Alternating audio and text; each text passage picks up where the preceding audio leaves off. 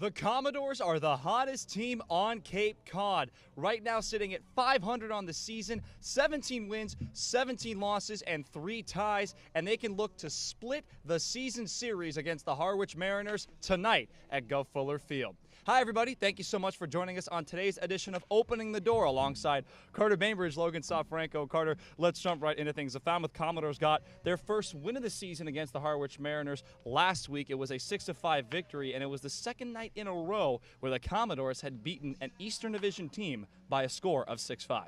Well, the Dores have had a lot of one-run games this season. Seemed like for a lot of June they came up on the wrong side of those, but lately, like you said, Falmouth has been playing really good baseball, and part of that was that victory out at White House Field in Harwich. That score of 6-5 helped along by a solo home run by Jace Borfin, but the offense from that point up until last night in a 12-5 win has been scoring early. They've been scoring often and powering through late in games as well. We've seen them more consistently hitting than they did early in the season. If you recall, they had a lot of games where they started out scoring in the first couple innings and then dried out the rest of the way. But at Harwich, they kept on going thanks in part to 5 Mariners errors. So the M's today are looking for a cleaner sheet on defense here at the Gov. Well, you talked about Jace Borfin. He had his first home run of the season at White House Field last week, but then you mentioned the errors. It seems that every time the Commodores and the Harwich Mariners play each other this season, there's a lot of errors, and now as we get into the latter stages of the season, it's on both sides. Well, the Dores defense is still last in the league. We can't forget about that. They've had their struggles on defense this year. It started game 1 of the season when the Mariners were here at the Gov. Falmouth made 5 errors in that game en route to a 9-2 loss that seems like an awfully long time ago now. But those issues, especially on the left side of the infield as of late, for all the good that Alex Mooney and Colby Halter do with their bats, they've been scuffling a little bit on the defensive end in late stretches here in the season. So those are 2 guys to keep your eye on here today as the Dores try to keep it clean on defense and keep their hot streak going. Well, let's talk about the offense now, because the Falmouth Commodores offense has been absolutely insane these past couple of days. Last night, the Falmouth Commodores beat the Hyannis Hawks by a score of 12-5. It was the second contest in a row where the Falmouth Commodores put up double digits on the scoreboard, and Colby Halter 4 for 5 with a historic night. The Dores had a bunch of guys in that lineup last night with pretty gaudy stat lines. Borfin had a home run. Halter had another in a 4 for 5 day with a couple driven in as well. The Dores waited until the 5th inning to really get going, though. We saw them enter the 5th trailing 4-1 at Hyannis, which we've seen before with the Harbor Hawks, a tough team to come back on. But for whatever reason, the Dores against Bourne right before the All-Star break, and again yesterday with Hyannis, they powered through in the late innings. They had that 4 spot in the 5th and just kept on scoring from there. 4, then 3, and then 2 in the 8th and the 9th. So for the Dores, consistent offense, high-powered offense has been their key lately. Well, you talked about Colby Halter hitting a home run last night. He is now tied for first on Cape Cod with Cotuit's Tyler Johnson, as they both now have 7 home runs. But now we look at the Harwich Mariners offense.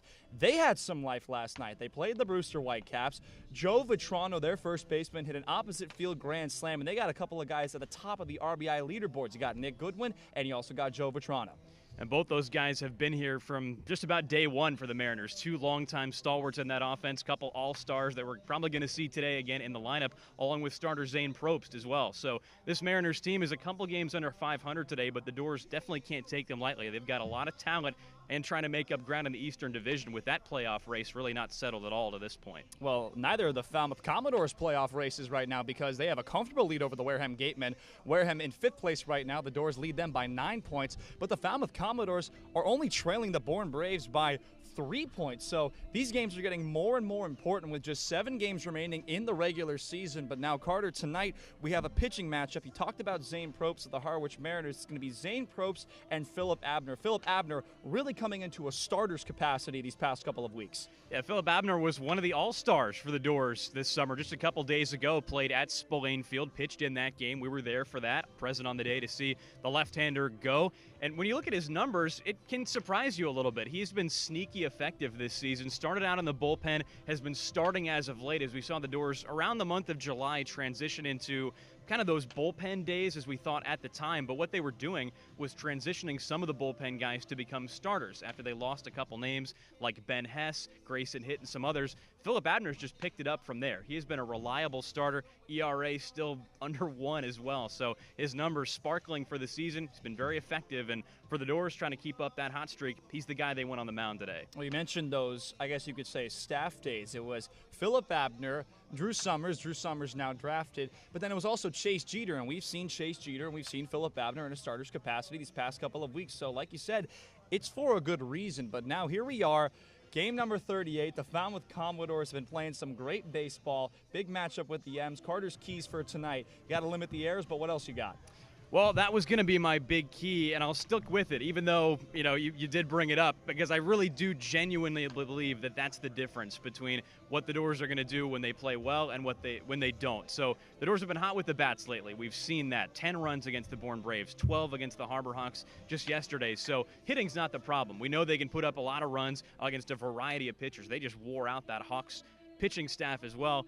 And the Dores have been getting good contributions from the mound. Will Johnston did enough yesterday. Nolan Moore was really solid in relief as well. So not worried about either of those phases, but you saw a couple errors against the Hawks yesterday, 3 in a game a little while ago against the Hawks as well. They had 5 to tie a season high. So the defense down the stretch for the Dores is important, because playing better teams, playing for playoff spots, you have to clean it up on defense. You can't give teams extra outs. We were talking about the All-Star game. Philip Abner was unfortunately the losing pitcher, but that doesn't really mean anything because the one run that scored while he was on the bump was an unearned run. But All-Star break is beyond past us now. Game number 38 between the Harwich Mariners and the Falmouth Commodores coming up soon. First pitch set for 6 p.m. You can tune in right here at the Falmouth Commodores YouTube channel to catch Carter Bainbridge on the color along with Trey Redfield, who'll be handling some play-by-play duties. I'll be on the field giving you guys updates every 4th inning. But on behalf of Carter and Logan, this has been Opening the Door. We'll see you soon.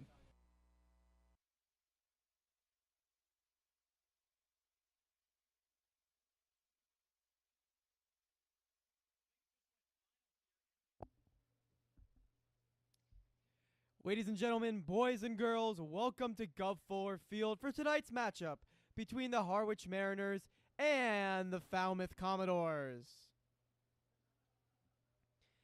First, the lineup for the visiting Harwich Mariners.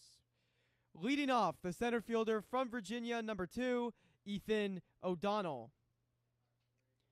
Batting second, the right fielder from Alabama, number 34, Tommy Seidel. Batting third, the designated hitter from Boston College, number 30, Joe Vetrano. Batting fourth, the third baseman from Wake Forest, number 25, Brock Wilkin. Batting fifth, the first baseman from UNC, number 33, Hunter Stokely. Batting sixth, the shortstop from NC State, number 35, Cooley Harrison. Batting seventh, the left fielder from Alabama, number 36, Will Hammeter. Batting eighth, the catcher from UNC Wilmington, number 11, Brian Arndt. Batting ninth, the second baseman from UConn, number 4, David Smith. And on the mound tonight for the Mariners from Alabama, number 19, Zane Probst.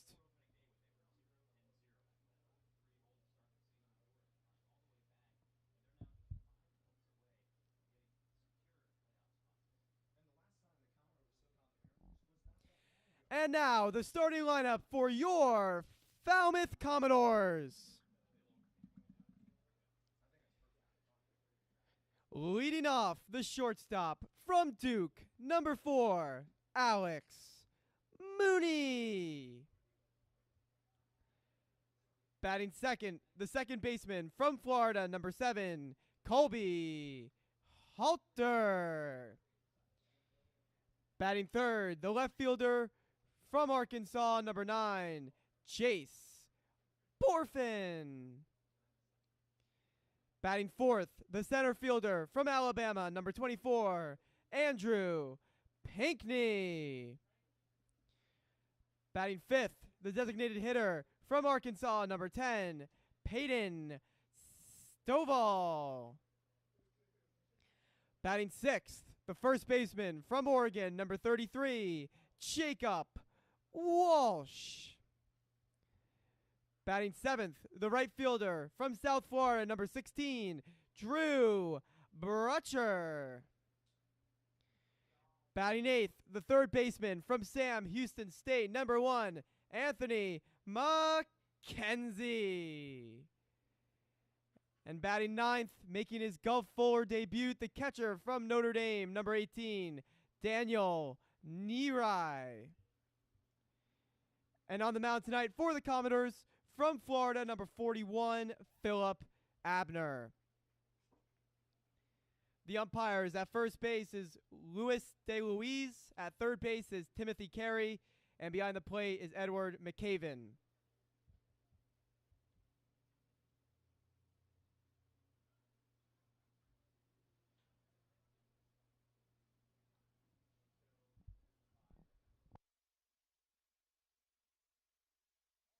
Coverage rolls on for the Falmouth Commodores, and I'm here with Cape Cod League President and Commodores President Chuck Servant. Chuck, thanks so much for taking the time. We're in the shade. It's a hot one today. Oh, yes. Hoping you're staying cool. Trying to stay cool, plenty of water, upstairs in the air conditioning, so trying to stay young. Going to be a great time tonight. I mean, when you talk about the home run hitting contest, the game tonight, first time we're back in 2 years. I say that to you. How does that make you feel as the guy running it all? Tremendous. This is our fan appreciation day, this whole day, starting with the autograph session, the home run derby, and then the game itself. And that's what it's all about. Without the fans and the sponsors and so on, we wouldn't survive. So we're very, very lucky. What's your favorite All-Star game memory? Oh boy, it's been so many over the years. I remember one year down in Yarmouth, and I think it was at least 6 years ago, we had the home run derby, and with that short porch, they were flying out of there. I think they literally went through over a case of baseballs in that day. Yeah. So Chuck mentioned the short porch out in Yarmouth. It's 352 feet to dead center field. Last time I checked, that's extremely short. Shorter than the New York Yankees, what they have in right field. But Chuck, you know, you talk about today and just the excitement about it. How much does it mean, do you think, to the players to show off their skills in front of scouts? Well, hopefully they appreciate what the talent they have and now being able to demonstrate it. That's what they're here for. And it's their way of getting known and to help them hopefully in the draft going forward. PCA, Volunteers for Public Schools, a Baby Centers Falmouth Diaper Bank, and many others. Finally, the Clay Group is proud to be an annual sponsor of the Falmouth Commodores and truly appreciates the tradition and wholesome family atmosphere of the Cape Cod Baseball League. We will have two first pitches tonight. The first one will be thrown by William Clay and the second one by Ace Moscatel. Will is Steve and Mary Beth Clay's grandson and had a lot of fun playing t-ball this year. All right, let's see it, Will.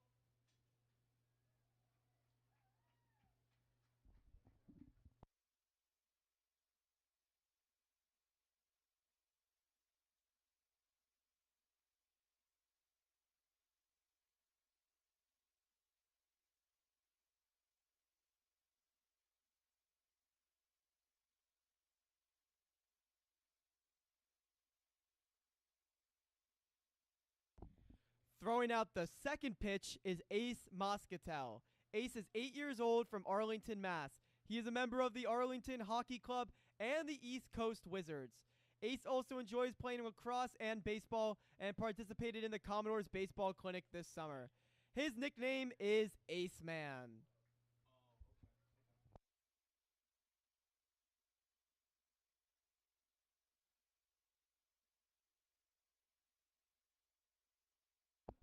All right, let's see it, Ace.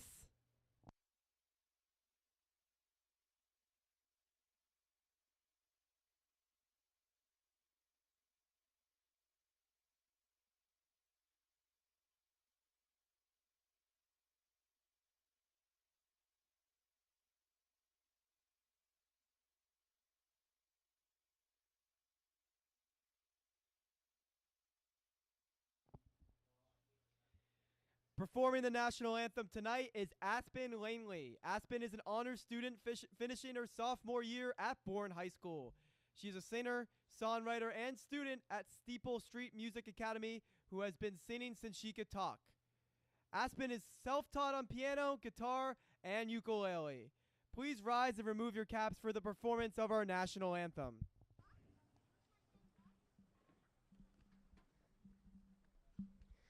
Oh, say, can you see by the dawn's early light what so proudly we hailed at the twilight's last gleaming, whose broad stripes and bright stars through the perilous fight o'er the ramparts we watched were so gallantly streaming, and the rocket's red glare, the bombs bursting in air, gave proof through the night that our flag was still there. Oh, say, does that star-spangled banner yet wave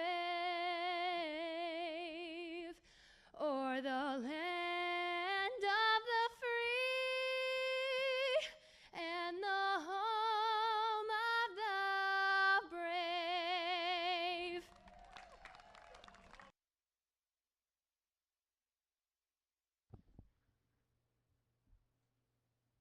And now, for the words we love to hear, we welcome back the Steve Clay Group.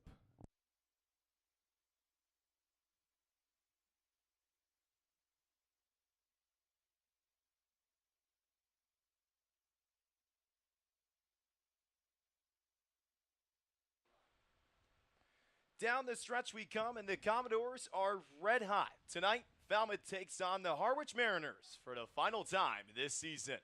Hello and welcome to Arnie Allen Diamond at Gov Fuller Field. Along with Carter Bainbridge, I'm Trey Redfield. Logan Soforenko will be our field reporter tonight. Carter, the Commodores are 7-2-1 in their last 10 games, and they have an opportunity tonight to go above 500 for the first time this season. Well, the Dores have made up incredible ground in the Western Division over their last 10 games because the Wareham Gatemen haven't won in their last 11. So the Dores are playing their hottest baseball at the right time and are now just a couple wins, along with some help away, from making the Cape Cod League playoffs for the first time since 2019. And the Harwich Mariners are a team that the Commodores just took on recently at White House Field. More on that matchup. We send it down to Logan Soforenko. Logan, what do you got? Thanks, Trey. For the final time this season, the Falmouth Commodores will play the Harwich Mariners. The Falmouth Commodores defeated Harwich in last week's contest by a score of 6-5. Jace Borfin hit his first home run of the season into the trees beyond the right field fence at White House Field. And guys, coming into today, something to take note of is the designated hitter Joe Vitrano. Yesterday, Joe Vitrano hit an opposite field grand slam that put him on top of Cape Cod in runs driven in with 24. And guys, we saw the All-Star game on Saturday. The Harwich Mariners were well represented. We're going to see a matchup today with Zane Probst and Philip Abner on the bump. Philip Abner was the losing pitcher in the All-Star game, and Zane Probst was the winning pitcher in the All-Star game. And sometimes that's just how baseball works. Guys, back to you. Logan, you could not have said it any better. It is Philip Abner on the mound tonight for the Commodores. He's warming up in the bullpen over on the right side right now, coming out of Florida. He got the loss in that All-Star game, Carter, going in just an inning pitch, giving up one unearned run and striking out a couple of hitters as well. But it's a good line from Abner, just unfortunate that he had the loss. Sometimes that does go about, right? Well, technically Abner's first loss the entire summer. It's only the All-Star game, so it doesn't count for his official statistics. But the rest of the line for this left-hander is excellent. Coming into the day, Abner with 6 appearances and 2 starts with a 1.28 ERA in 21 innings. 13 hits allowed, 10 walks, and 15 strikeouts for this left-hander. He's undefeated in decisions so far as well, 3-0. So if you take stock in that, this is the guy the Dores want on the mound today to try to keep their playoff chances on the move upwards in the Western Division. Tonight is the first time Abner will take on the Harwich Mariners this season. And speaking of the M's, this is the lineup that manager Steve Engler will bring to the table against Abner in the Dores. Leading off, it's Ethan O'Donnell, which is a little odd. Nick Goodwin not in the lineup for an unknown injury for some reason with the Harwich Mariners. But O'Donnell leading off. Tommy Seidel is in right field. Joe Vitrano is in the 3 spot as the designated hitter. You see the lineup on your screen right there. You go down the line. There are a lot of great bats on this team, Carter, but you look more into the statistics. Harwich is actually one of the worst hitting teams on Cape Cod. Well, Harwich has 3 All-Stars hitting 2, 3, and 4 today. Seidel, Vitrano, and last year's MVP in Brock Wilkin, but Wilkin's struggles this season with a .212 average are more indicative of what's happened to the Mariners this season. Preseason, we thought this team looked like a powerhouse with the names they were getting. Gino Groover from NC State, Jake Geloff from Virginia, up and down this lineup, along with Wilkin, who is still here in Harwich, but things just haven't quite panned out. On the offensive end, they're middle of the pack. They don't steal a lot of bases, they don't hit for very much average, and the pitching staff over there with the M's has been below average. So you see why the M's are in 3rd place in the Eastern Division and 3 games under 500. It's because they're looking for a little bit more out of this lineup. But as you said, no Nick Goodwin today. The first time this season, unless he pinched hits today, that he will not appear in a game for Harwich. That's how much impact Goodwin has brought to the table this season. Like Carter mentioned, out of the lineup, and it's up to the Commodores to take down this 9 that you see on the right side of your screen. Zane Probst getting the start for the Mariners. Philip Abner now warming up on the mound for the Dores. A golden opportunity for Falmouth to start another 3-game winning streak. And Carter, the Dores certainly have the right guy on the mound. We've talked about Abner a little bit, but he hasn't started much this season. He didn't do much of that either with the Florida Gators this year. No, certainly not. It took a while for Abner to get into the starting rotation with a couple guys leaving the roster here and there. The Dores sent a couple of their relief guys to the mound to start games in the early part of this month. Coincidentally, that's just the time when Falmouth started playing better baseball, whether it was better stuff on the mound or not. But Abner was a part of that. He started the last 3 games that he's appeared in.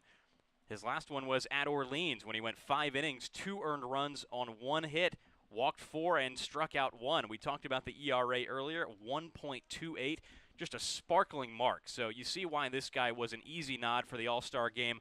Well-deserved for this Florida Gator. And as you said, at Florida and Gainesville this spring, 26 games, only 1 start. So this is new territory for him, but he's been very effective in this new role.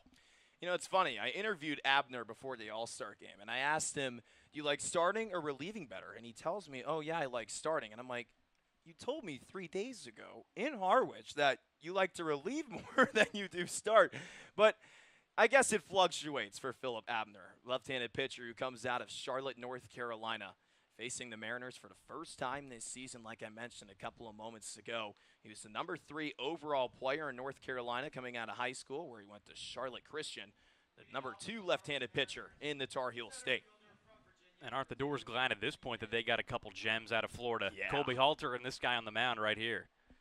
We'll get into the defensive lineup for Falmouth after the first batter, and that is Ethan O'Donnell, the center fielder who played last season at Northwestern but is making the move to Virginia. He officially announced that on July 13th.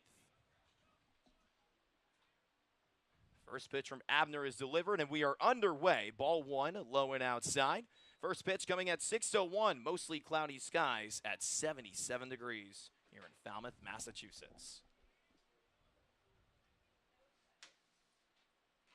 O'Donnell tips the next pitch into the glove of Danny Neary. That's the battery today. Abner to Neary.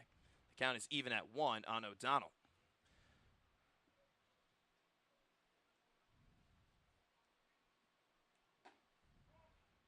Nice slider from Abner, but it misses just a little bit low in the zone. It's now 2-1. O'Donnell this season sitting .280.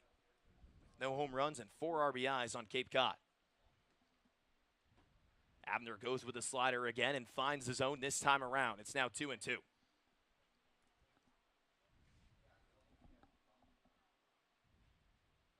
O'Donnell hitting leadoff for the first time today. Normally it's been Nick Goodwin, but like we said, Goodwin is out with an unknown injury. And you said it. We won't see him for the first time ever this season if he does not get in a pinch hitting role or a defensive replacement. The count is full on O'Donnell. Here's the payoff from Abner. Line drive right side through the gap between first and second for a base hit. It's a leadoff single for Ethan O'Donnell.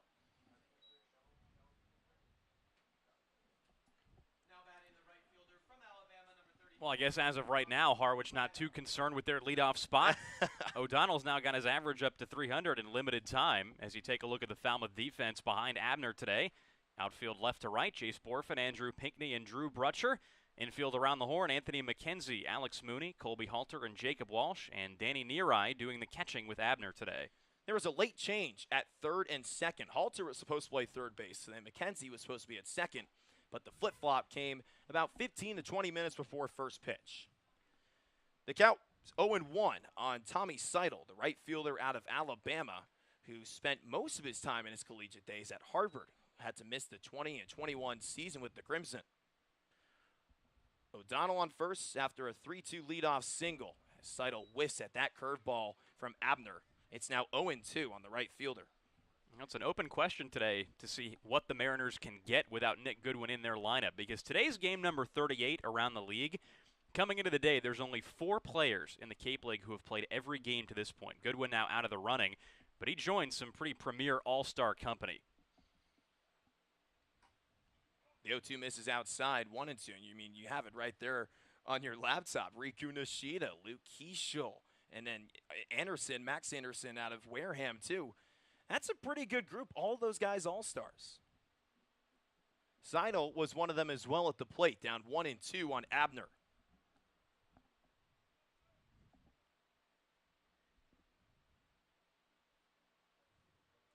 Phillip kicks and fires. Fastball hits to the right side. Brutcher moving to his left, gets under it and makes the grab for the game's first out. O'Donnell going back to first without a throw, and it now brings up Joe Petrano, the designated hitter out of Boston College. And you see some of the pop there off of Seidel's bat, natural power that has allowed him to hit 6 doubles and 4 home runs so far this summer. Took it the other way there, but couldn't get his arms all the way extended. Easy first out rather here in the first inning. Petrano with 4 home runs and 24 RBIs to his name. First pitch gets away from Neary, bouncing to his right, and taking advantage is O'Donnell on the wild pitch.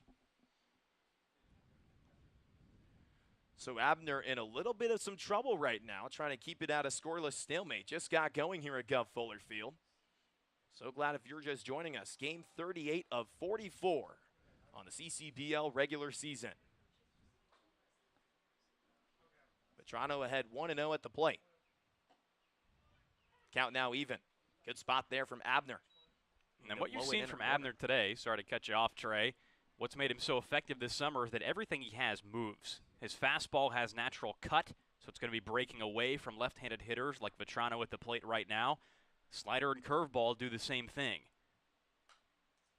1-2 now on Vetrano after the foul ball.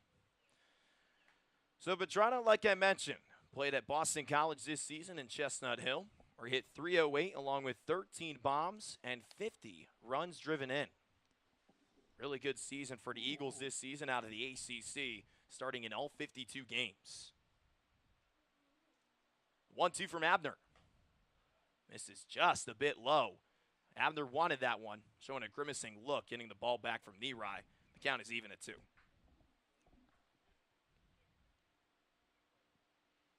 Abner is 3-0 on the season with a 1.28 ERA. 2-2 pitch. Swing and a miss. Strike 3. Abner grabs his first strikeout on the evening. There's 2 gone with the reigning CCBL MVP Brock Wilkin coming up.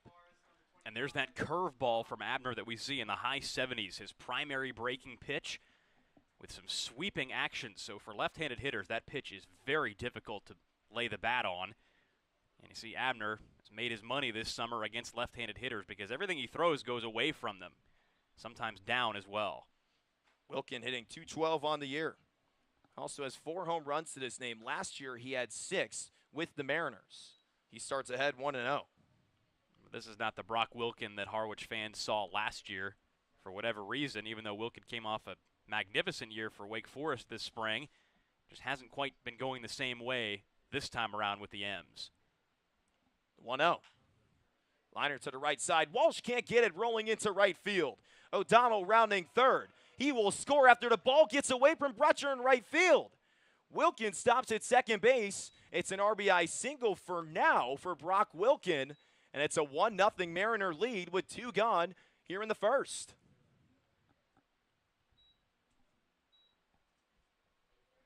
Well, that looks like the Wilken that everybody knows. 26 RBIs a year ago to win Cape League MVP, and that's number 11 this summer for Wilken. Just a piece of opposite field hitting. Abner got it in on his hands, but Wilken flipped it off to right field, and Drew Brutcher again with another error out there in right field. Couldn't get that ball cleanly. Now it brings up Hunter Stokely, the UNC Tar Heel out of Wilson, North Carolina, which is just about a 90-minute drive to Chapel Hill. He starts ahead 1-0. Stokely's at first base tonight. With the Tar Heels, he started in 43 straight games, where he had 2 home runs and 25 RBIs.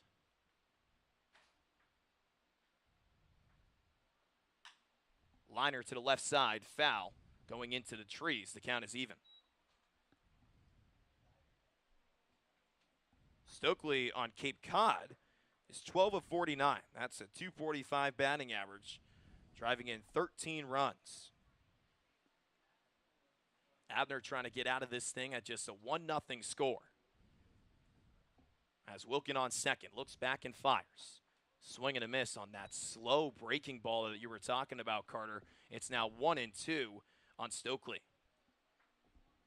It kind of makes you wish we had the stats available to see what Abner's batting average against is with left-handed hitters. Unfortunately, we don't have those advanced metrics, but you figure that platoon advantage is pretty heady. Mariners coming off of a 10-4 win last night against the Whitecaps. 1-2 comes in. Oh, that froze Stokely. 2 strikeouts for Philip Abner, but not before he gives up an RBI single to Brock Wilken. We go to the bottom of the first with the Dores having work to do already. Hey there, Commodore fans. Thanks for joining us and cheering on your Falmouth Commodores. Want to take a break from the action? Come make a visit to the merchandise booth. Check us out behind home plate.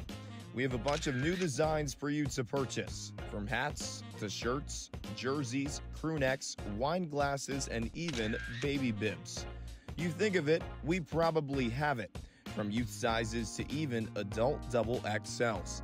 We have everything you need for family and friends. Be sure to come say hello and get a piece of Falmouth merch. Make a trip before we close up shop in the 9th inning. See you soon, and roll Dores.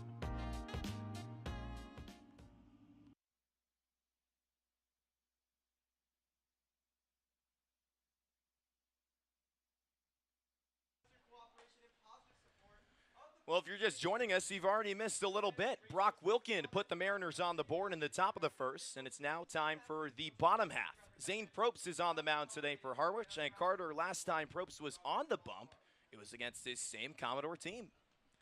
Yeah, Probst pitched an inning on July 20th.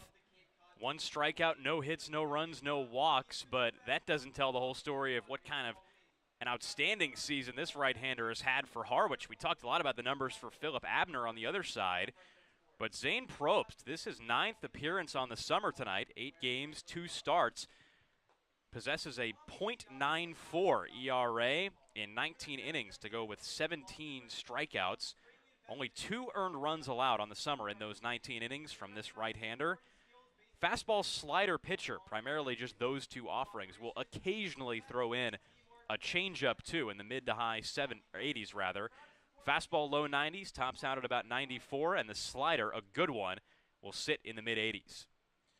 Probst was the one that got the win in the All-Star game, like Logan mentioned before first pitch a few moments ago. He had an inning pitch, gave up 1 hit, no runs, striking out 2.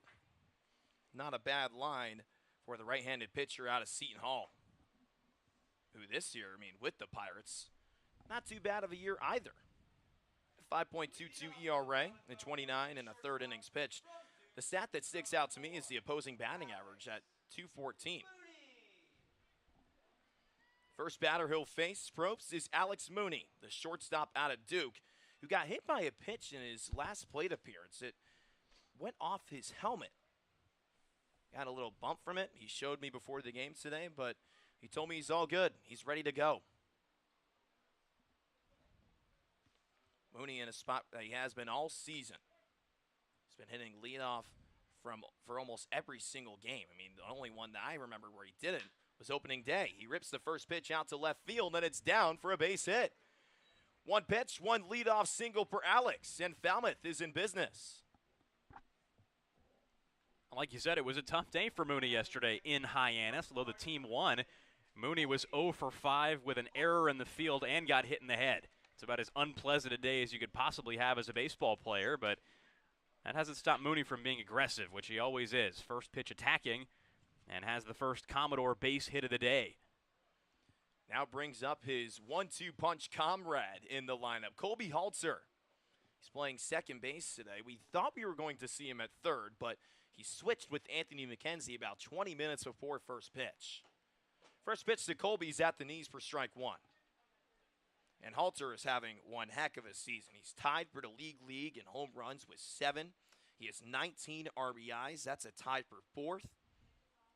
Not too shabby of a year from that guy right there, the Florida Gator. Mooney goes on the 0-1. It's low for ball 1. Throw down the second. They got him. Mooney gets caught stealing. What a throw by Brian Arndt, the catcher out of UNCW. There's one gone. Decent jump for Mooney, but just a good throw by Arndt behind the plate. He didn't come up with it right away. He took his time and threw a strike to second base for that tag. Mooney now 13 for 18 on the summer, the 5th time he's been caught stealing. And Mooney coming into today was in the top 5 in stolen bases. But he gets caught there, and Halter is now ahead 2-1. Now, this is such an important part of the Dores lineup. Mooney and Halter in these 1-2 spots. Seems like when they do well, the team does, and when they don't, the team doesn't. It's that simple. Halter pops this one up sky high in the infield. Who has it? First baseman Stokely picks it up. 2 gone here, using his voice to call everyone off. Great communication by the Harwich defense, one that featured literally everyone into the outfield grass.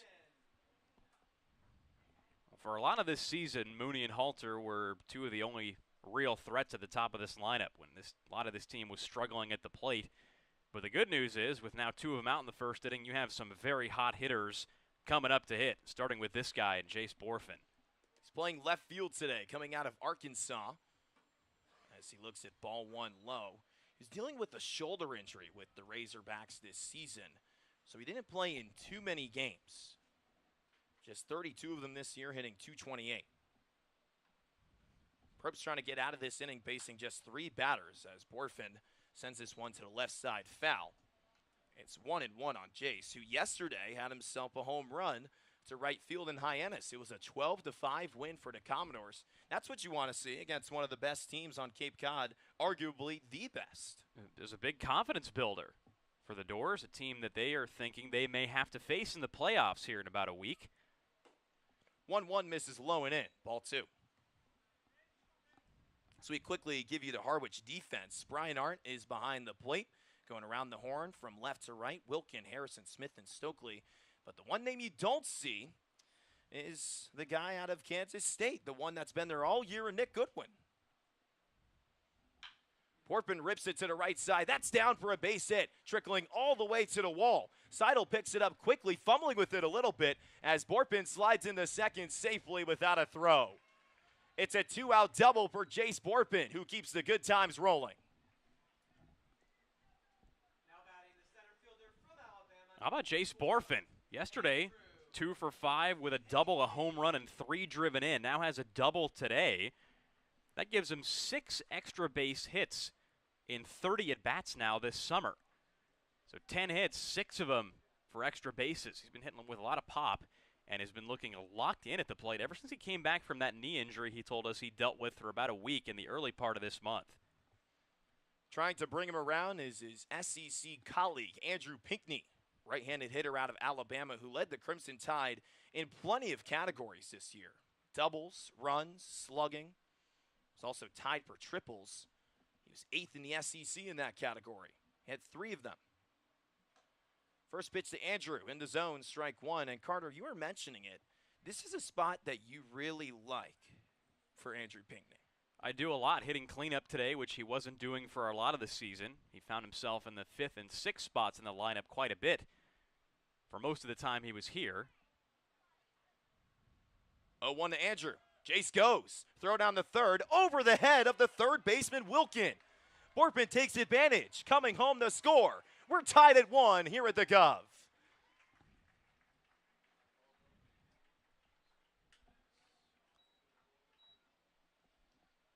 We've seen that play before. Art made a good throw at this inning to get Mooney at second base, but that one you saw immediately out of the hand. Wasn't going to be hard enough, and then wasn't on target either. So just a bad throw all around from behind the plate for Harwich. And you see some sloppy defense right away for these M's who made quite a few errors the last time these two teams played, and now have their first today.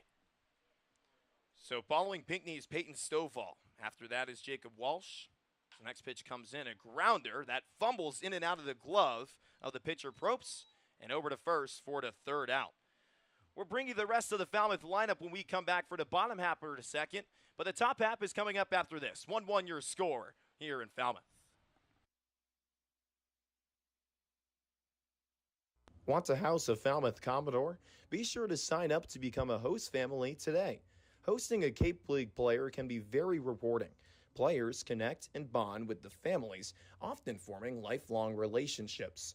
Please remember that every Commodores player is bound and governed by NCAA rules and regulations.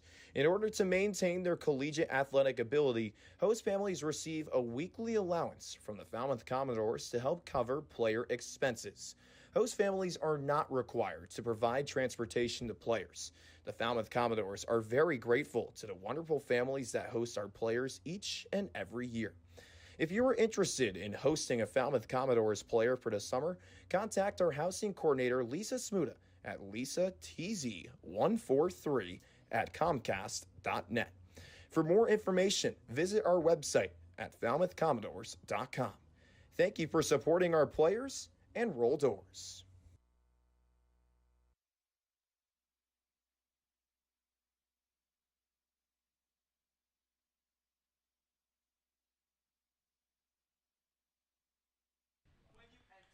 The sun's starting to show a little bit more for the top of the second inning. 1-1 your score here in Falmouth, and something that's new for the Commodores that's showing off this year is the maroon hats, Carter. We haven't seen them this year. And the Dores are hoping that those are good luck today because they actually have a losing record at home so far this season. Falmouth has actually been better on the road than here at the Gov. But down the stretch, things are looking pretty good for Falmouth in the playoff race, so maybe it's hoping that a little change of garb gives them a little more luck the way through. Right now, Falmouth is 17-17-3. If it wins today, the Dores will be over 500 for the first time this season. Coming up is Kalai Harrison, the shortstop who was out of Texas A&M, but announced his move to NC State this summer.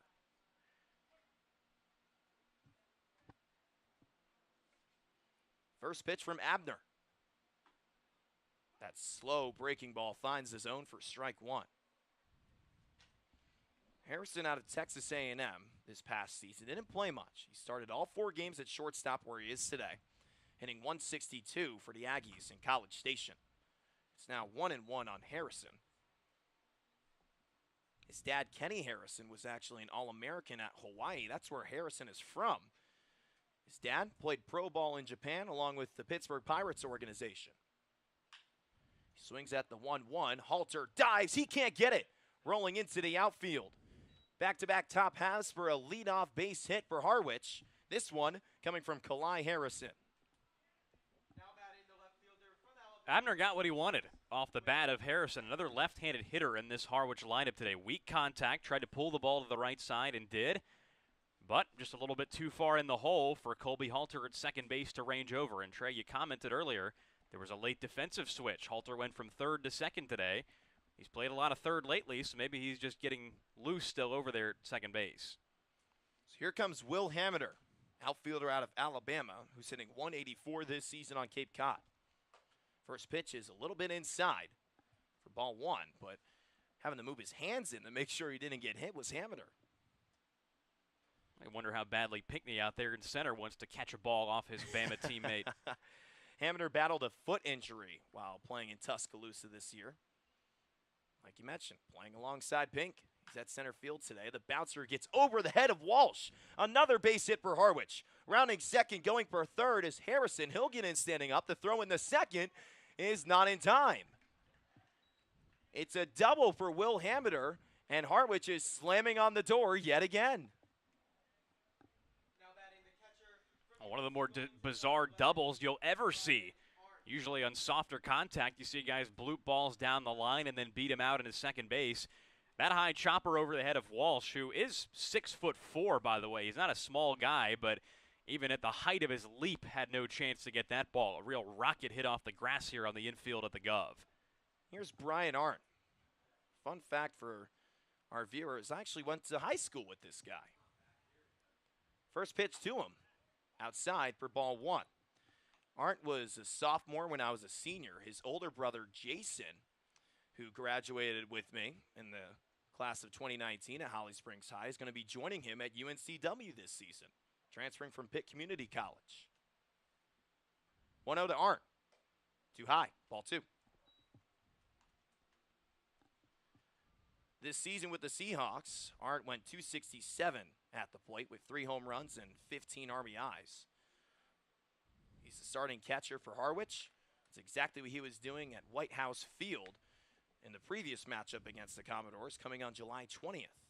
So, 1-run win for Falmouth as that one gets away from Abner. It's now 3-0 on Arndt, who's in the 8th spot tonight. On deck is David Smith.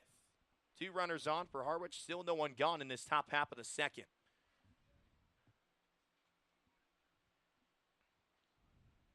Abner looking for his first strike on Arndt. Can't find it. Ball 4 too low. The bases are loaded with nobody out, and David Smith coming up to the plate. Well, Abner's been struggling with his command so far in this game. We've read his stats, and he will walk some guys. Coming into this evening, in Abner's first 21 innings this summer, he had walked 10, including 4 in his last start in 5 innings. But what you're seeing today is not command you'll see a lot of walks from. It's that he's missing his spots. That's why he's given up 4 hits so far. Some of his pitches have just leaked over the middle. First pitch to David Smith is strike 1. And he wants that bottom of the zone. That's really the first call he's gotten down there at about knee level. The 3-0 to Arndt was a pitch that Abner wanted and didn't get from home plate umpire Edward McCaven. But for Abner, a guy who's always going to work on the outside part of the plate and work down, he's going to want more of those calls if he wants to get out of this jam. The 0-1 to Smith. Strike 2. There he goes again with the lower part of the zone like you were saying. Well, that's where he has to live, especially to right-handed hitters. Come inside to him sometimes just to keep them honest, but away is where you want to work. Smith with 2 RBIs this season on Cape Cod with an opportunity to extend that total. 0-2 misses outside, blocked by Nerai in the dirt. It's now 1-2 on Smith, the Yukon Husky, who had a great season in Stores, hitting .307 with 9 home runs and 48 RBIs, propelling him to a second-team All-Big East nod. Yukon made it all the way to the Palo Alto Super Regional against Stanford, but lost to the Cardinal in a couple of games. 1-2 pitch. Bouncer to the left side. McKenzie has it. Throws the second for 1. Over to first for 2. Not in time. Smith gets in safely, and Harwich is back in front. Coming in to score is Harrison. Now batting the center fielder from Virginia, number 2, Ethan O'Donnell. Well, Abner got the ground ball that he wanted. Again, he's done that a couple times today. But Anthony McKenzie, who hasn't played a ton of third this year, didn't quite get that throw away as quickly as he needed to. There was only so much that Halter could then do from second base.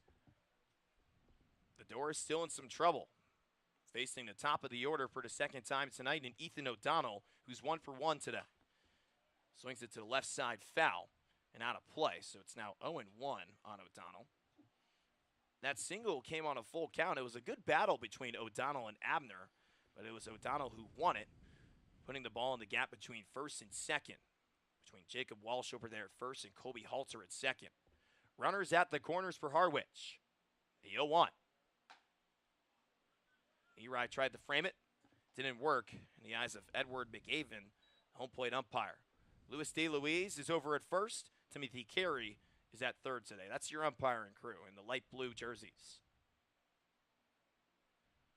Abner looks at first. Kicks and fires at the 1-1. Swing and a miss. Strike two. I think you see Abner settling down a little bit here. Got a couple calls, some strikes on Smith, and now he's getting these Harwich hitters to expand their zones. Sometimes it takes a little bit longer than usual, right? As Abner steps off, pretends like he's throwing over to first. That's where Smith is right now, getting aboard via the 6'4 fielder's choice. Abner at third base. 1-2. Runner at first goes, and Smith, as that one's poked foul, it's now 1-2. Smith is a base stealer over there. He stole 23 bags with the Huskies this season, and last summer with the Wilmington Sharks in the Coastal Plain League, he stole 15 bases, propelling Wilmington to being the fastest team in the Coastal Plain League last year. Tell you what, I saw it firsthand. Wilmington was running left and right. 1-2.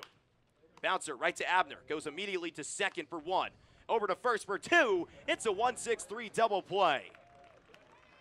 Philip Abner gets out of a jam with a little help from his defense, but not before Harwich tacks on another. 2-1 your score, Falmouth trailing. Let's go to the bottom of the second with Stovall, Walsh, and Brutcher due up. Hey Commodores fans, sharpen your baseball skills with some of America's finest players from the best college programs in the country. Clinic attendees will have opportunities to work on hitting, base running, infield and outfield play, as well as pitching and catching. Attendees will also participate in Commodores Chat, where coaches and players discuss topics like sportsmanship, academics, teamwork, and other issues important to being an all-around player. Clinics are offered Tuesday, June 21st through Friday from 9 a.m. to 11:30 a.m. 3 separate clinics will be offered for ages 5 to 14. John immediately tossing the lineup.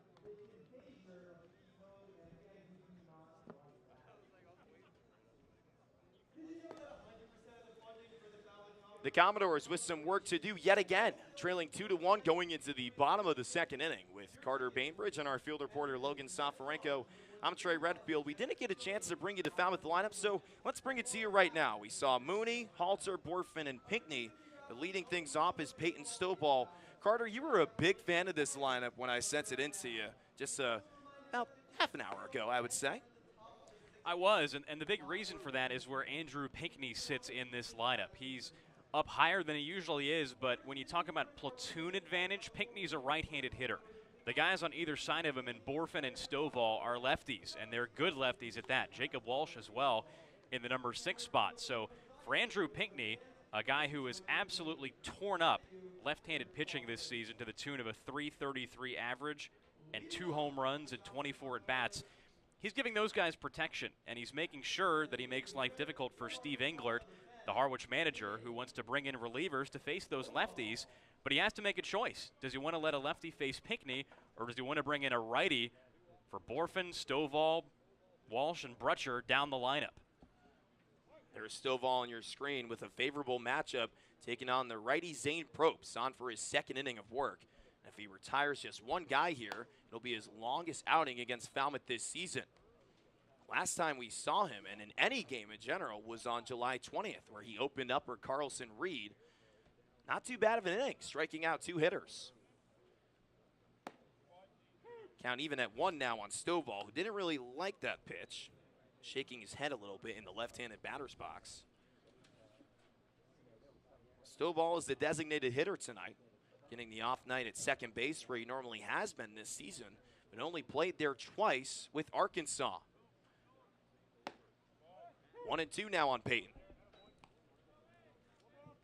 Well, I'm sure Philip Abner's over there taking note of what's been called on the outside corner in this inning, at least to left-handed batters. Stovall this season is hitting .234 with a couple of home runs. Probst losing his hat and freezing Stovall with a backwards K.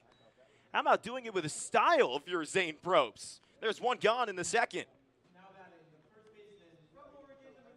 You can gripe about how far off the plate those 3 pitches were, and I don't think they were by much. A little bit of a wide outside corner on the 3 pitches, but credit to Probst for hitting his spot 3 times in a row.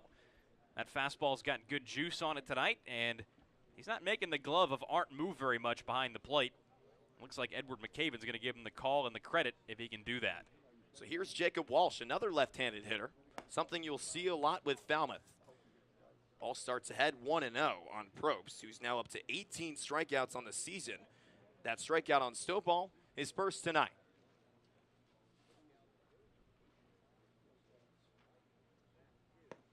Walsh goes after that one, tailing away from him. It's now 1-1 on Jacob. He's playing first base tonight, a spot where he has been all season. That and sometimes as a designated hitter. As the 1-1 comes in. Strike 2, great paint job from Probst. I'll tell you what, he's got to get a bigger hat. Something that I did at least when I had long hair, I would always pull it back. Probst isn't really doing that. I think he should take notes. You don't think he needs a smaller hat? I think he needs a big, well, yeah, okay, maybe that, yeah. Did I misspeak a little bit? I guess so. 1-2. And he got him on strikes. Back-to-back backwards Ks delivered by Zane Probst. 2 gone now. Well, if Edward McCaven didn't want to give a wide outside corner tonight, he's now cemented it right there with 2 straight looking strikeouts for these Dores. It's an open question now to see if Philip Abner gets that corner because he's given it to Zane Probst. There's no question about it. This right-hander's hitting that spot a couple inches off the plate. Lefties on lefties on lefties in this Falmouth lineup as it's now 0-1 on Drew Brutcher. 92-mile-an-hour fastball coming from Probst, who's making his 3rd start tonight. It's now up to the Dores to just adjust to that pitch, though. They've watched it go by every time this inning. Too low on that one, ball 1. And there's that changeup from Probst that you don't see a lot. It's a 3rd pitch that he's trying to develop. Fastball slider is all well and good at the collegiate level, but if he's trying to get up to the next spot, he's going to have to develop a 3rd offering. Now 2-1 on Brutcher, who has been one of the hottest hitters for Falmouth this season. I remember reading an article from the Cape Cod Baseball League about how Falmouth has had a July resurgence at the plate, and it's mainly been because of Drew. Well, there were points this season where Brutcher's batting average was down in the 130s. As he fouls off the 2-1, the count is even, this time at 2. You don't have to go back very far to see when Brutcher was really struggling with the bat. The last couple weeks of June, he was down to 136 in the early part of the season, but now all the way up to 255, helped along by 8 for 17 over his last 5 games. 2-2 from Probst, inside, ball 3. The count is full on Brutcher, who's looking for his first hit post-All-Star break. Yesterday against Hyannis in a 12-5 win for Falmouth, he got a couple of walks and was hit by a pitch. A couple of runs scored to Drew's name as well. Falmouth trailing by 1, no one on, the count full. The payoff pitch to Brutcher. Misses just a bit outside. Brutcher holds up, and he's awarded a base on balls. Part of hitting well, and it is especially true for Brutcher lately, is that you don't always have to be knocking the ball around the yard to get your numbers up. Walking is a big part, and laying off pitches is a big part of offensive success. Brutcher's been doing that lately. As he said, 2 walks last night, and you had a feeling that Probst was going to try that outside corner again. He gave it a good shot, but it was just a little bit too far, even for Edward McCaven behind the plate. Now here's Anthony McKenzie. Switch hitter out of Sam Houston State, goes after the first pitch. Skies to the left side. Moving quickly to his right, diving and making the catch is Will Hamiter. No, he did not catch it. Home plate umpire Edward McCaven says he did not catch the baseball. Hamner, standing in left field next to the baseline, can't believing the call. That looks caught to me. It did to me, too. The only possible explanation here is that they're saying he trapped the ball or that he dropped it on the way down.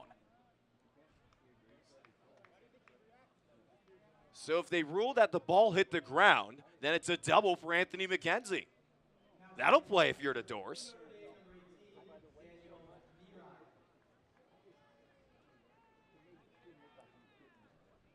So the best vantage point that we have is from one of our videographers, Brendan Capozzi, who's on the third base side, said Hamner trapped the baseball. I don't think it's possible for anybody to truly know unless it's Will Hamner, because when he Yeah, caught the that's ball, true. his back was facing everybody here from this side of the field, including both dugouts and the umpires. So he could come up with that ball and pretend he caught it. I'm sure he knows one way or another deep down what happened. But without a camera out there, we may never know. Here's Danny Neary looking for his first Cape League RBI. Starts with ball one outside.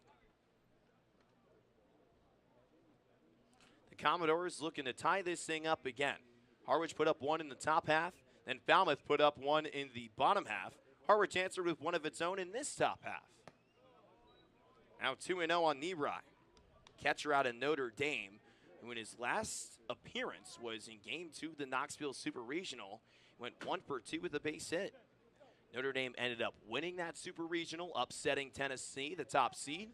And the Fighting Irish went on to the College World Series. The 2-0 to Neary. Strike one. Brutcher on third, McKenzie on second.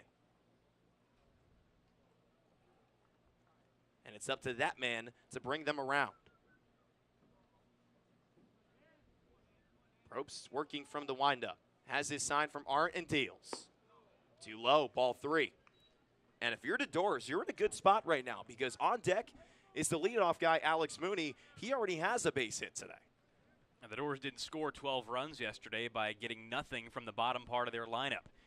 Alex Mooney got 6 plate appearances, and so did Halter and Borfin for that reason. The 1, 2, and 3 hitters then and today.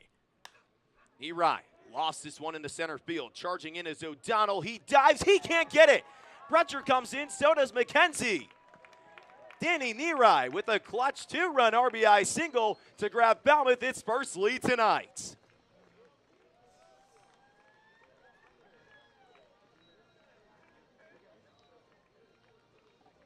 Well, you know now that that Harwich dugout is fuming over the play that wasn't made in left field by Hamner. I'm sure Hamner is still going to contend he made that catch, but that does not always seem to happen when one guy doesn't make a play that he thought he did and then argues and then the inning just continues. Danny Neary, a guy who entered the night with 1 hit in his first 15 at-bats, is the one to cash those 2 runs in. So pretty jagged pill to swallow if you're Steve Englert over in the Harwich dugout. Alex Mooney with an opportunity to extend the Falmouth lead looks at strike one.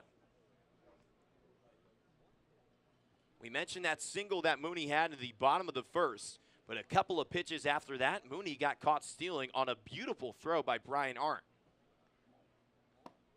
0-1 misses inside. The count is even.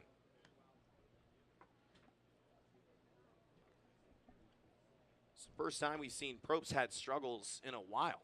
And his previous start against the Wareham Gatemen, he went 7 innings, giving up 3 hits, no runs, striking out 6 as the liner goes to the left side, caught by Wilkin, who stood there like a statue. But Falmouth grabbing 2 of its own, runs being scored left and right here in Falmouth. 3-2 your score, Dores in front. Top of the third coming up after this. And can you draw your college logo? Nice. There we go. I can That's see actually it. good. That's I can actually see really it. good.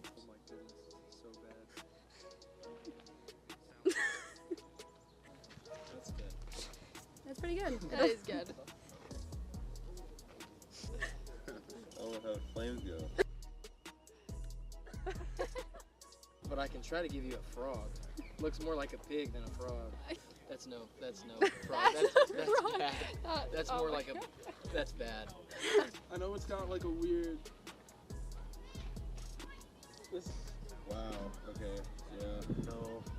I can't draw the basic one. You know. Okay. Do not judge me, please. Very stressed. Okay. Ready? Yep. Yeah. We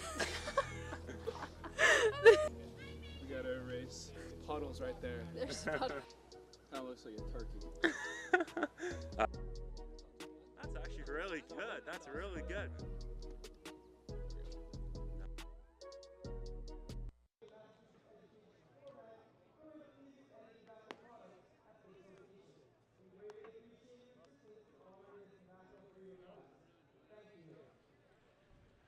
Well, for the first time tonight, the Commodores are in front. 3-2 your score against the Harwich Mariners with Carter Bainbridge and our field reporter Logan Soforenko.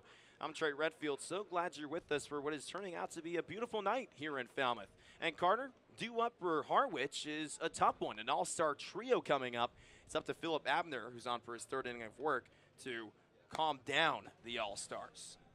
Well, these three guys up, Tommy Seidel, Joe Vetrano, and Brock Wilkin, all were featured in the All-Star game out at Spillane Field a couple days ago. And these are three guys who can really rip the baseball. If you talk about barrels and exit velocity and all that, these guys have it. They hit for a lot of power. Seidel with 4 home runs, Vetrano with the same number, and Wilkin with 4 as well. So for Harwich, a team that is around the middle of the pack in offense, they are third this year in home runs. Behind only Falmouth and Katuitt. So for Philip Abner, the goal going on in this game is to A, keep on commanding the baseball, but also to keep it inside the yard. So here's Tommy Seidel, 0 for 1 today with a fly out to right field in the first. Swings at the first pitch, and goes down 0-1. I'm curious to see, and I'm sure Jeff Trundy is too, to see Abner try this outside corner based on what was getting called there in that last inning. Bottom of the second on Stovall and Walsh. And if he goes to that outside corner, let's find out how Seidel handles it too. Well, if Abner goes there and Edward McCaven doesn't call those pitches, he's going to get an earful from the Falmouth dugout. Yeah. Seidel has spent most of his collegiate career at Harvard, but had to miss out on 2020 and 21 because of the Ivy League canceling its athletic play. It's a pop-up to right center field. Colby Halter going towards the outfield, calling everyone off and making the grab and having the fall circus style. Nice play by Colby, battling the sun, giving himself a fist as well. Good play out there, Colby. There's one gone in the third. He's all smiles coming up. I'm sure that Brutcher or Pinckney in right and center, respectively, probably made some comment to him about the turf monster or what have you. But the longer you backpedal, the harder it is to keep your balance. So lucky for Colby that he did snag the ball right when he did, because he was going down no matter what. Yeah. It's like what they tell you, when you play sports, stay in the athletic pose so you don't fall, you don't keep falling back if you stand straight up. It's 0-1 on Joe Vetrano, who went down swinging. It was Abner's first strikeout victim today. That came in the first.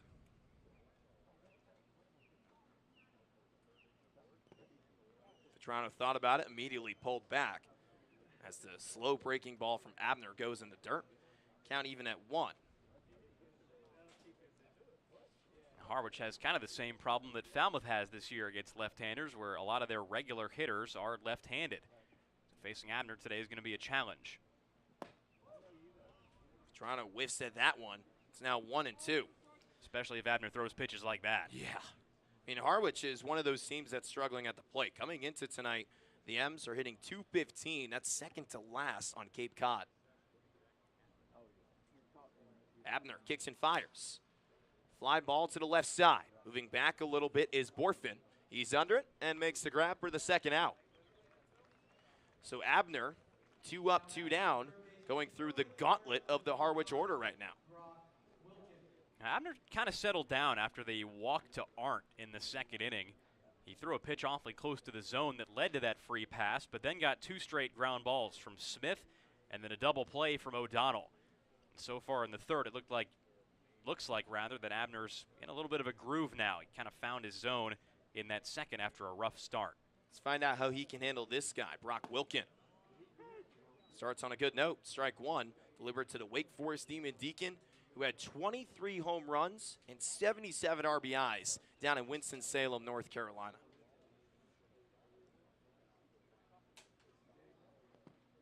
That one gets away from Abner, bouncing in the dirt. It's now 1-1 on Wilkin, who was both an all-star and in the home run hitting contest at Wareham this past Saturday. It was the East that got a 4-1 win over the West. As Wilkin goes after that one, it's fouling out of play, now 1-2. Well, Wilkin hits for good power, and he plays very solid defense. Only 3 errors in 25 games this summer. He's a fantastic hitter at Wake Forest his whole career there in 2 seasons, and we've seen what he's capable of with wood bats with what he did here last summer on the Cape. 1-2 misses inside. It's now 2-2, and you mentioned it. 302, 10 doubles, 6 home runs, and 26 RBIs. That's not too bad of a year. Took Harwich to the playoffs almost single-handedly when only 4 teams made it. Yeah. Rope to the left side, foul, bouncing towards the chairs over there next to the bleachers. So we'll do the 2-2 again. But yeah, only 4 teams making the playoffs last year. And this year, it's back to normal. Falmouth, one of those teams in it right now, sitting at 4th place at 37 points. A win and a Wareham loss today, along with a tie and a Wareham loss tomorrow, as that one gets well away from Abner. Some would say just a bit outside. The count is full, but a Falmouth win and a Wareham loss tonight, along with a Falmouth win or tie and a Wareham loss tomorrow, then the Commodores are back in the playoffs. That sounds a little bit complex as we sit right now, but the Dores can just concentrate on taking care of business tonight here at the Gov. Payoff pitch, roped out to left center field. Bortman going back all the way to the wall. It bounces off the wall. Pinckney tried it, he couldn't get it. It's a stand-up double for Brock Wilkin, his 2nd hit on the evening.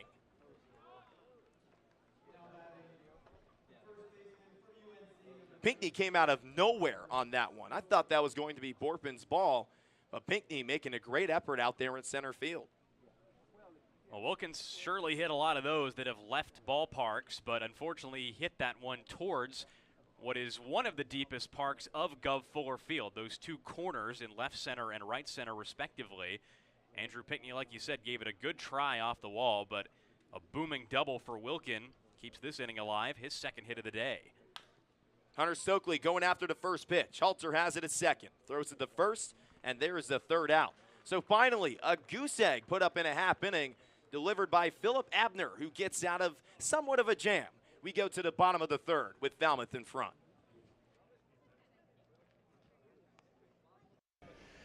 All-Star Game coverage continues right here on the Falmouth Commodores YouTube channel. I'm here with pitcher Joey Ryan, the hurler out of Boston College. I'm Trey Redfield. Joey, thanks so much for taking the time. We're just moments away from the All-Star Game. How you feeling? I'm feeling great. Thanks for having me on this. I'm just ready to go out there and, fire some bullets. We're going to see another 5-out save from you tonight. I hope so. That's the plan. I don't know about 5 outs, but hopefully I get in there and do something good. You're a Falmouth person. You've lived in East Falmouth for most of your life, 4 years you said, but you've been down here almost every summer. You're donning the Falmouth jersey. How does it feel knowing you're the hometown guy? It's kind of awesome. I didn't really expect it that much coming into the season. I didn't think it would be that big of a thing, but it's awesome to, come out for the town I'm living in and, show out and play some baseball. So it's awesome. There are kids left and right. Every time you go on the mound screaming, Joey, Joey. How does that make you feel? It makes me feel awesome. I love the support. I love going out there, people screaming my name.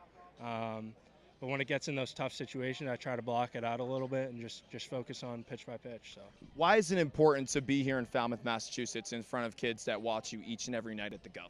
Yeah, it's awesome. Just shows them that maybe someday they can play on this team and have some success, and just hopefully it inspires them to keep becoming better at baseball. So. After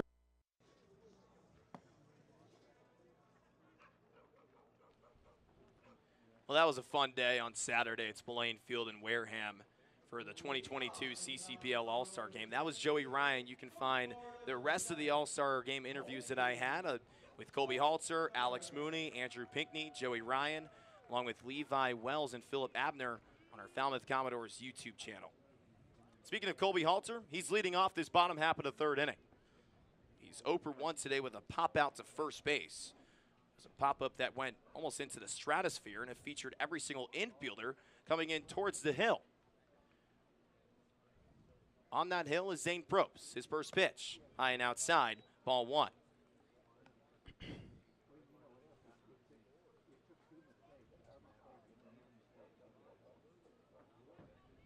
Colby's having one heck of a summer.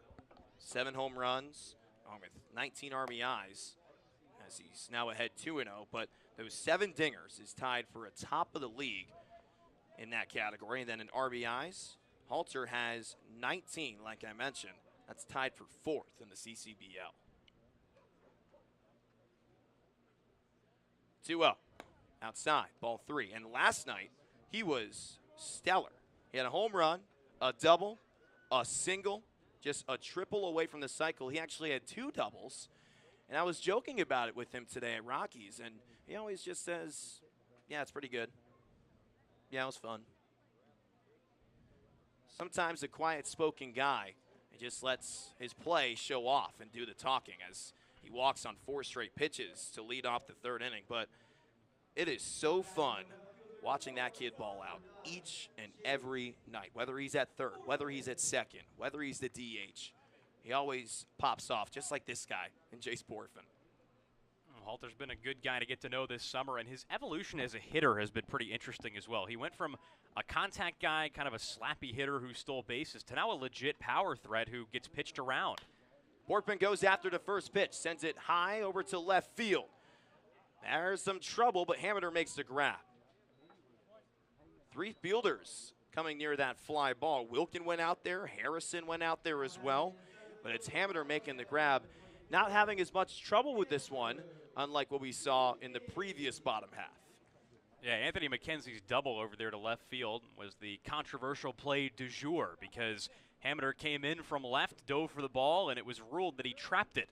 Did not make the catch, and just one batter later, Danny Neary in the number 9 spot for Falmouth drove in both runners from 2nd and 3rd in what became a double for McKenzie. Probst threw 2 innings and a 3rd, dealing with Halter over there at first base. First pitch to Andrew Pinckney. He shows bunt, pulls it back. Halter goes to 2nd. The throw is not in time. Halter getting around the tag applied by the 2nd baseman, David Smith, and Colby Halter steals another base. And with Halter, as he started to hit for more power this summer, has presented pitchers with a pretty grim choice. They can either throw him strikes and see him add to his totals of 6 doubles and 7 home runs, or they can pitch around him as Probst has, give him a walk, and then watch him steal base number 12 on the summer. Let's find out if Pinckney can bring him around. Goes after that one low and in. The count even at 1. Pinckney grounded back to the pitcher Probst to close out the bottom of the 1st inning. He stranded Alex Mooney, who was over at 2nd base. Actually, he wasn't. There was no one on in the first place. Oops. Mooney got caught stealing. Baseball. Happens. Grounder to the left side, foul. It's now 1-2. And the thing about this Falmouth lineup and why I think teams look at the Dores and don't especially want to play them right now is because you have to choose to pitch to someone. Whether that's Halter, who's leading this team with a .329 average in July. He's one of the 5 hitters in this lineup today who are hitting over 300 on the month. Halter, Brutcher, Pinckney, Borfin, and Mooney. Over half your lineup is red hot right now. What's been hotter these past 2 weeks or the Falmouth Bats? Well, 7 wins in your last 9. I'd go with the Dores. Pinckney goes after the 1-2. He goes down swinging. That's Probst's 3rd strikeout on the evening. And there's 2 gone here in the 3rd. Peyton Stovall with an opportunity to bring Halter around. I lost in the shuffle of our conversation there was that Probst was working down in the zone against Andrew Pinckney, threw him a couple good pitches. Fastball was moving downwards. I think he threw a changeup in there as well that caught Pinckney out in front. So a good sequence here from this right-hander who's trying to get himself out of a jam and prevent Falmouth from doubling its lead. Now here's Peyton Stovall. Went down looking on a 1-2 count to lead off the 2nd. Looking for a better outcome in this plate appearance.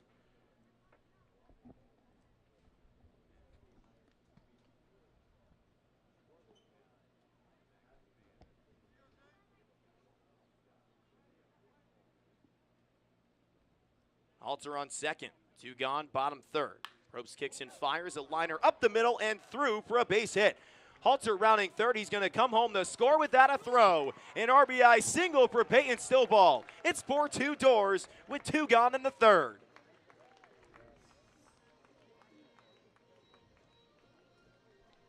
Like we said, you have to pitch to someone in this Falmouth lineup. Looks like Probst picked Stovall to do that too. Poor choice, because this Arkansas Razorback has been hot with the bat lately as well. Drives in another run today. After a good day yesterday, Stovall out in Hyannis had 2 hits and 2 driven in, also a stolen base.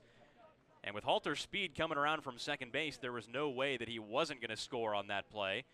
You saw Probst cover home plate and was frustrated with himself, I believe, just for not executing on that play. He wasn't getting after O'Donnell in center at all, but he knows he just let a chance to end this inning get away. Now brings up Jacob Walsh, who had an RBI single yesterday in Hyannis. As there's a pickoff move over at first, Stovall getting back in safely without a tag. Walsh looking for back-to-back games with an RBI, actually back-to-back-to-back, because before the All-Star break, he had a solo home run. He sends this one up in the air on the left side towards foul ground. Wilkin going to his right, makes the grab in front of the Harwich dugout, immediately tosses it to the hill to close out the third, but not before Falmouth tacks on another. 4-2 your score with Harrison, Hammer, and Arndt coming up for the M's. All-Star game coverage rolls on for the Falmouth Commodores. Trey Redfield here with pitcher Philip Abner out of Florida. Philip, welcome to the All-Star game. Pleasure to have you. How do you feel? I feel, great. It's been awesome so far. I can't wait to get started. You're doing this along with Colby Halter, teammate with Florida. How does it feel to do this along with another Florida Gator? It's been great. We drove here together. We've had a lot of fun here this summer, so I can't wait to play with them today. Coming all the way from Charlotte, North Carolina to play baseball in Falmouth, Massachusetts. What was the idea of coming to play ball up here? Why Cape Cod? Cape Cod, it has the best college athletes out here, and I just wanted to get some good exposure, You've been having a great season so far. An ERA under 1.5. You're leading the league among active pitchers. You hear a stat line like that. How does that make you feel knowing we're going into the final stretch of the season? To be honest, it's a little pressure to keep it up, but I'm just trying to do what I've always been doing, and it's just baseball, Just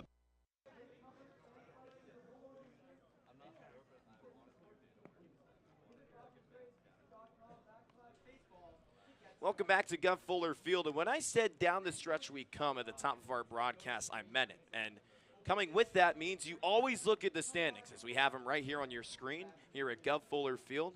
Carter, just 3 points behind the Bourne Braves are the Falmouth Commodores, but exploding that lead between Falmouth and Wareham for 4th to 5th. A 9-point separation from our friends across the bridge. Yeah, the last 10 games or so have really separated the Dores and the Gatemen. For a lot of this season, Falmouth was in 5th place, about 2 or 3 points behind Wareham consistently, but all of a sudden there's a yawning gap between these two. The Gatemen haven't won a game in their last 11. And all of a sudden the Dores are in striking distance of Bourne for 3rd place. I mean, I don't know who this team would rather play in the playoffs, whether that be Hyannis or Catuit in 2nd place, but they've won a couple games against each of those teams, so it all depends on what the Braves do down the stretch compared to what the Dores do. First pitch to Kalai Harrison in strike one, and you may have seen the East Division standings below the West Division that we just showed on your screen. There is a dogfight for 2nd all the way down to 5th. 4 teams separated by 5 points. And YD can just about skate the rest of the season. They don't have to worry about anything, but the rest of that division is still up for grabs. Even Chatham is still in the mix. Harrison down 0-2 after he swings and misses at that fastball from Abner. I mean, yeah, you said it. Chatham has stormed its way back, had an opportunity to get into 4th place against Orleans last night, but the Firebirds put up 5 in the bottom of the 8th, propelling to a 6-2 win over the Anglers. That's who's coming into Falmouth tomorrow. Chatham taking on Falmouth here at Guff Fuller Field for the final time this season. And after the off day, Falmouth is going to Chatham at Veterans Field on Friday. 1-2 from Abner, misses low and away. Tried to go with the slider there at 76 miles an hour. So it's 2-2 on Harrison, who has himself a single and a run scored. That came in the second. Abner kicks and fires. Swing and a miss, strike 3. That one works from Abner as the strikeout is completed. Thought we would have to throw down the first, but that's not the case. Abner with another K, his second on the evening. Third, check that. Well, you want to talk about a wipeout slider. You hear that term thrown around sometimes, but lefty from Abner right now. Not only is he locating that pitch well down and away, but it has a lot of movement on it. Absolute Bugs Bunny offering to Kalai Harrison, who just about spun himself a 2-foot hole in that left-handed batter's box. 0-1 now on Will Hamner.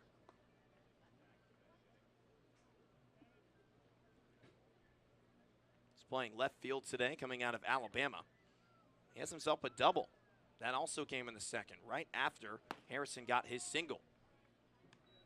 Now 0-2 on Hamner.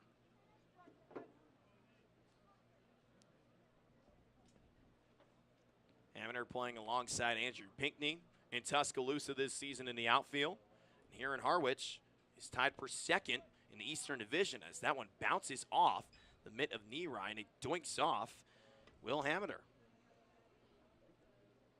You look up and down this Harwich lineup today, and there's certainly some names in this lineup who we didn't expect to see this time this season because they opened the year with so many promising hitters, some of whom just didn't pan out. But there are some guys in the mid and lower parts of this lineup who just haven't played a lot. Hamner sends this one out to left field. Porfin moving back a little bit and makes the catch for the second out.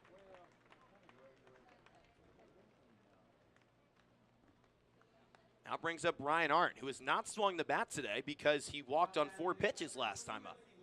Now, just to that point, you look basically from 5s on down from this lineup at Harwich, Stokely all the way down to Smith, and you have guys who don't even have 50 at-bats. Kalai Harrison only 29, Will Hamner before today 38. Guy at the plate right now, and Arndt only 18 at-bats on the summer. Arndt showed up late, was recovering from an injury at UNCW. He was sidelined for half of the season down in Wilmington. He played in 33 games, starting in just 30 of them. I mean, that's half of a season right there. As Arndt swings at the 0-1, that gets through for a base hit. Brian Arndt aboard with a 2-out single here in the top of the 4th. And credit to Arndt for that very reason, for not only being here on the Cape, but also swinging the bat effectively as he just did there. Now 1 for 1 with a walk today. And we've certainly seen Philip Abner sharper than this, unfortunately to say. This is now a season high in hits allowed for Abner with 6, 2 more than he's allowed in any other outing to this point this summer. Let's find out how Abner handles David Smith. Brought in a run via the fielder's choice that came in the second. That was the only run scored by Harwich in that top half. Starts ahead 1-0 on Abner. And this is a guy you do not want to put on base because Smith stole a lot of bases at UConn this season. 23 with the Huskies. 1-0 finds the outer half, strike 1. Now Smith as a switch hitter, batting right-handed against the left-hander Abner. He's not a high average hitter, only 200 coming into the night. But the right side of the plate is his higher contact side, 227 from over there. Arndt on first as Smith looks at ball 2.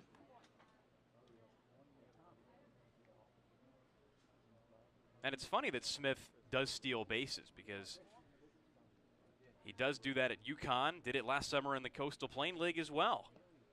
He stole 15 of them with the Wilmington Sharks as Nerai gets in front of it. Got away from him from a second, but hounded on the ball to make sure Arndt stayed over there at first base. It's now 3-1 on Smith. Those Wilmington Sharks, man. Felt like every time I was calling their games for the Morehead City Marlins, which meant I saw them a lot because they were travel partners, felt like I was saying almost every half inning that a runner was going. 3-1. Strike 2. Count full. David Smith thought about tossing his bat, then he says, oh, you called a strike? I'll hang around for another pitch. See a lot of guys who steal bases hit 9th in this league for whatever reason. Travis Chestnut did that when he was here in Falmouth. Arndt not getting held on at first. He goes. Grounder up the middle. Abner can't grab it. Halter grabs it on a slide. The throw to first not in time. So there's David Smith using his speed, an infield single for the second baseman. And it now brings up the top of the order, and Ethan O'Donnell serving as the go-ahead run. Funnily enough for Harwich, speed working for them in this inning. The Mariners not a team that runs all that much, 8th in the league in stolen bases, although Smith is one of the better runners on this team. No base open in front of him, but a chance for Ethan O'Donnell to put a dent into this Falmouth lead. O'Donnell has a single, looking for another here. First pitch to him, swing and a miss, strike one. Nice offering there from Abner, going with that breaking ball. And you see today for Abner, the right-handed hitters have done more damage to him than the lefties. Wilkins 2 for 2. Arndt 1 for 1 with a walk. 0-1 pitch, nubbed off the bat. Mooney comes in and makes the grab to close out the top of the fourth. So Abner getting out of another jam. 4-2 your score. Let's go to the bottom of the fourth with Brutcher, McKenzie, and Nebry due up after this. Your favorite song? My favorite song? Proud to be an American. And I'm proud to be an American, where at least I know I'm free. And what's your favorite breakfast food? Oh, my favorite on the West Coast. I don't know if it's a thing back east, but Spam. Wheels or Dores? I think wheels, honestly, because you use wheels like more than I feel like you would use Dores, because if you're moving things around, more than likely it's on a wheel. Welcome back to Gov Fuller Field. So, how hot have the Falmouth Commodores been these past couple of games? Well, last night in Hyannis, the Falmouth Commodores put up a dozen runs. It was the 4th time this season that they put double digits on the scoreboard, and the 2nd game in a row. The Falmouth Commodores now lead the Cape League with 32 home runs, and they've also issued 149 walks in the batter's box, and that's also on top of the Cape League. So they lead the league in walks, and they lead the league in the long ball. They're doing something right with just now 6 games remaining. Guys? Are doing something right so far today as well, leading 4-2 here at Gov Fuller Field in front of their home crowd over the Harwich Mariners. Carter Bainbridge along with Trey Redfield and Logan Soforenko down on the field, who you just heard, as the Dores are on to the bottom of the 4th inning against right-hander Zane Probst for the Mariners. On for his 4th inning of work against Brutcher, McKenzie, and Nebry, 7, 8, and 9, the lower third in the Falmouth order. So the Dores have yet to be kept off the board today. The M's haven't scored in their last 2 innings, but the Dores, with a run in the first, a pair in the second, and another in the third, have been swinging the bats just as well as they did have the last 2 games. He's said it, the 10 runs against Bourne, the dozen yesterday against Hyannis. Falmouth can lay a legitimate claim to being the hottest offense on the Cape right now, if not as an entire team. I can get behind that one. Probst's first offering to Brutcher is swung on and cut through. It's 0-1 to the Commodores' right fielder. Brutcher walked his first time up in the 2nd inning, later came around to score on the 2 RBI single by Nebry. 0-1 to Brutcher, lined into the hole. It's short. Harrison can't come up with it and just eats it. No throw, as a tough hop came up for the Harwich shortstop. And Brutcher beats it out to first base, what appeared to be an infield single. That's exactly what they rule it, partner. It's a good effort by Kalai Harrison over there at short, who had to go away from the first base bag to field that grounder. And it's always tough. I mean, just watch how Derek Jeter does it. He makes it look so easy, but it's really hard making that play, going away from the first base bag, having to make a long throw if you field it cleanly. But it works in Brutcher's favor with a leadoff infield single, and now Falmouth can do something that it's done in each and every bottom half tonight, score a run. Brutcher at first and Anthony McKenzie at the plate. First delivery to him, off the plate to the switch-hitting third baseman in the number 8 spot for Falmouth tonight, batting left-handed against the right-hander Probst. So Anthony McKenzie is hitting well against left-handers this season as the throw goes over and Brutcher's back. Did he even move off the first base bag? Looks like didn't even move. Well, Brutcher's not much of a runner over there at first base. We saw him do a little bit of running last night against Hyannis. Did steal a base in the 9th inning. 1-0 delivery to McKenzie. Strike called on the outer half, and it's 1-1. So Drew Brutcher over there at first base now with 9 hits in his last 18 at-bats over 5 games and change.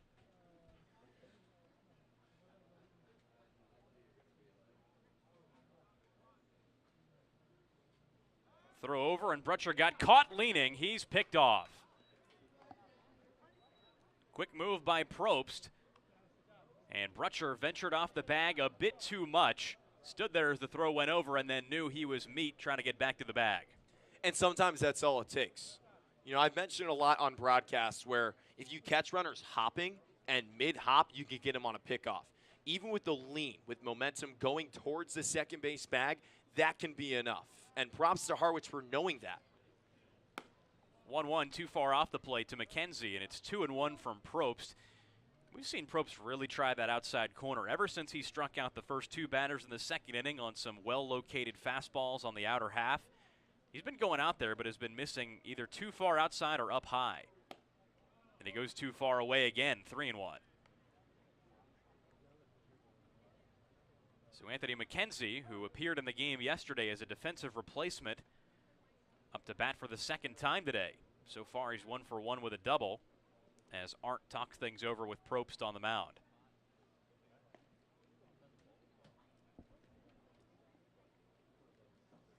But McKenzie in limited sample size. We talk about what the Dores have been doing recently when they've been playing so well.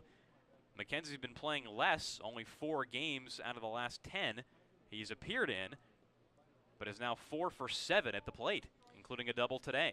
Yeah, I mean, he's been dealing a little bit with a hamstring injury, something he suffered against Hyannis the last time, or actually the previous time before yesterday. So he's starting to get back into the swing of things. 3-1 on the inside corner this time, called strike, and it's 3-2 on McKenzie. They called that a strike? I mean, that was a completely changed strike call there from Edward McAven.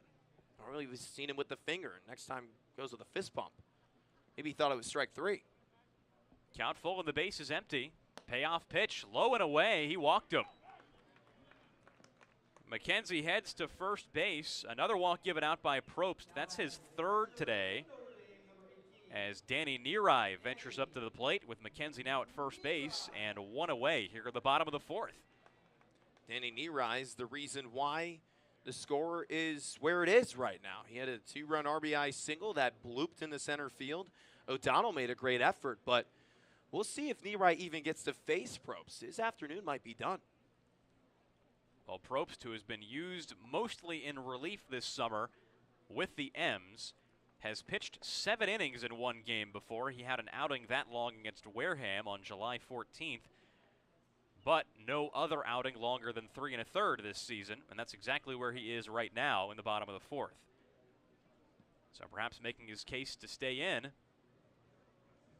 and he does it successfully.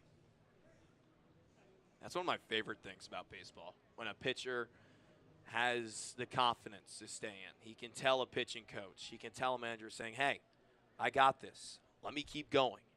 If I fail, I fail. You know what? I'll learn from it. But if he gets to succeed in an opportunity where a manager or a pitching coach thinks that they should get the ball taken away from them, he can say, I told you so, and you're welcome. First pitch to Neary is a strike, 0-1.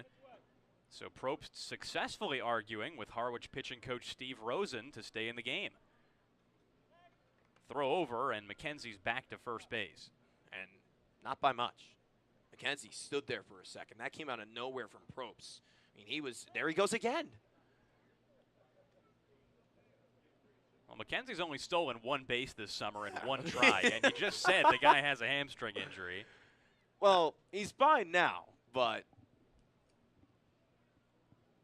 0-1 to Neary. Popped up left side, way out of play, foul. Well, still, the Dores do a little bit of running as a club. 5th in stolen bases, so middle of the pack in the league, entering the day with 51 swiped bags. But McKenzie not a guy who's done a lot of work on that front.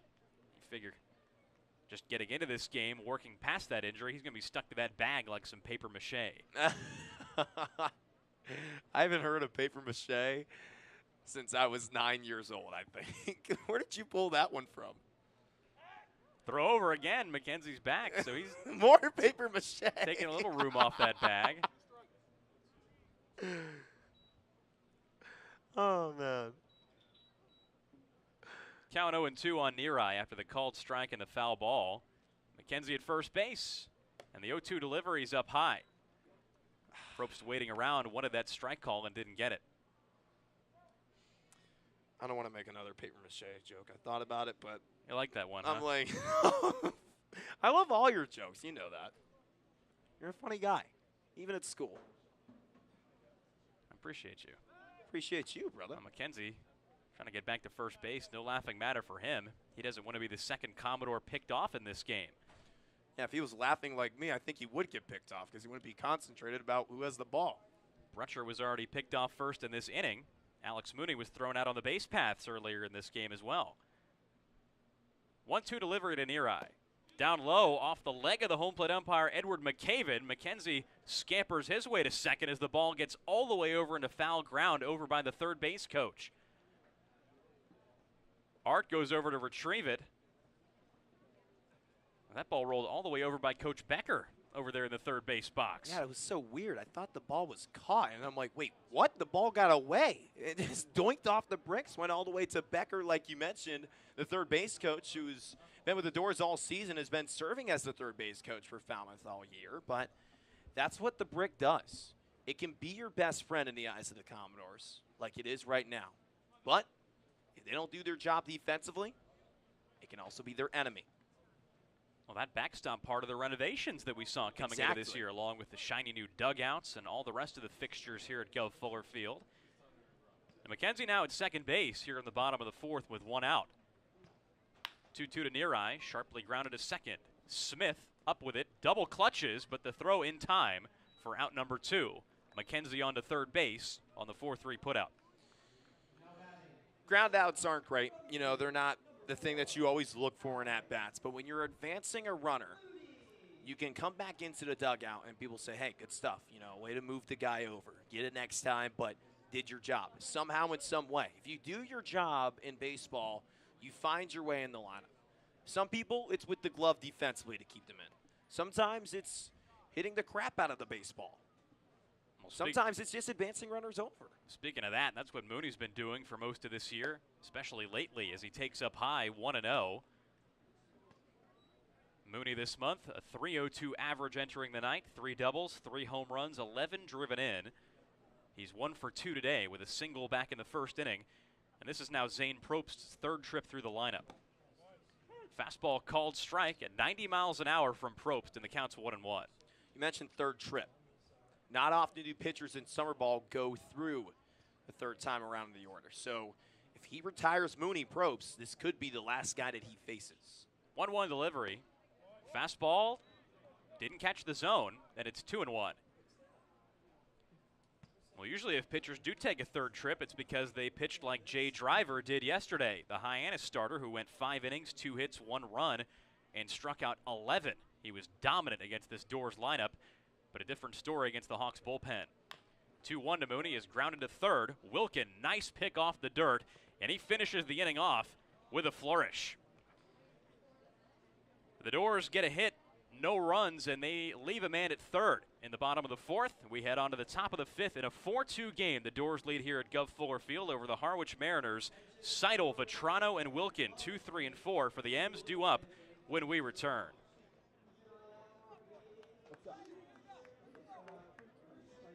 Game coverage rolls on for the Falmouth Commodores, and we have Falmouth head coach Jeff Trundy. Jeff, thanks so much for taking the time. First time in 2 years that this All-Star game has been played. How's it feel to be back? It's great to be back. It's awesome for the kids. You know, this is a great, great day for them. And, you know, they have a lot of fun and obviously get the opportunity to showcase their skills in front of a lot of people that make big decisions. So it's an awesome day.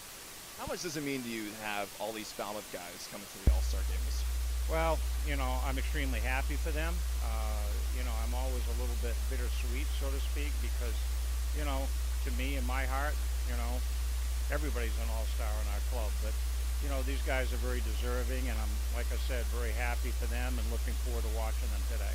And just with the thoughts of you know, the head coach and stuff like that, you have this weekend off where you don't have any Cape League games. How important is it to just get your mind off the schedule for a second and think about a moment like this? I'm not sure if my mind gets off the schedule for a few seconds, but, you know, I think that's just ongoing. But, you know, let's face it. I mean, I'm looking forward to really having fun tonight and watching these kids play and, you know, having smiles on their faces and having a great time.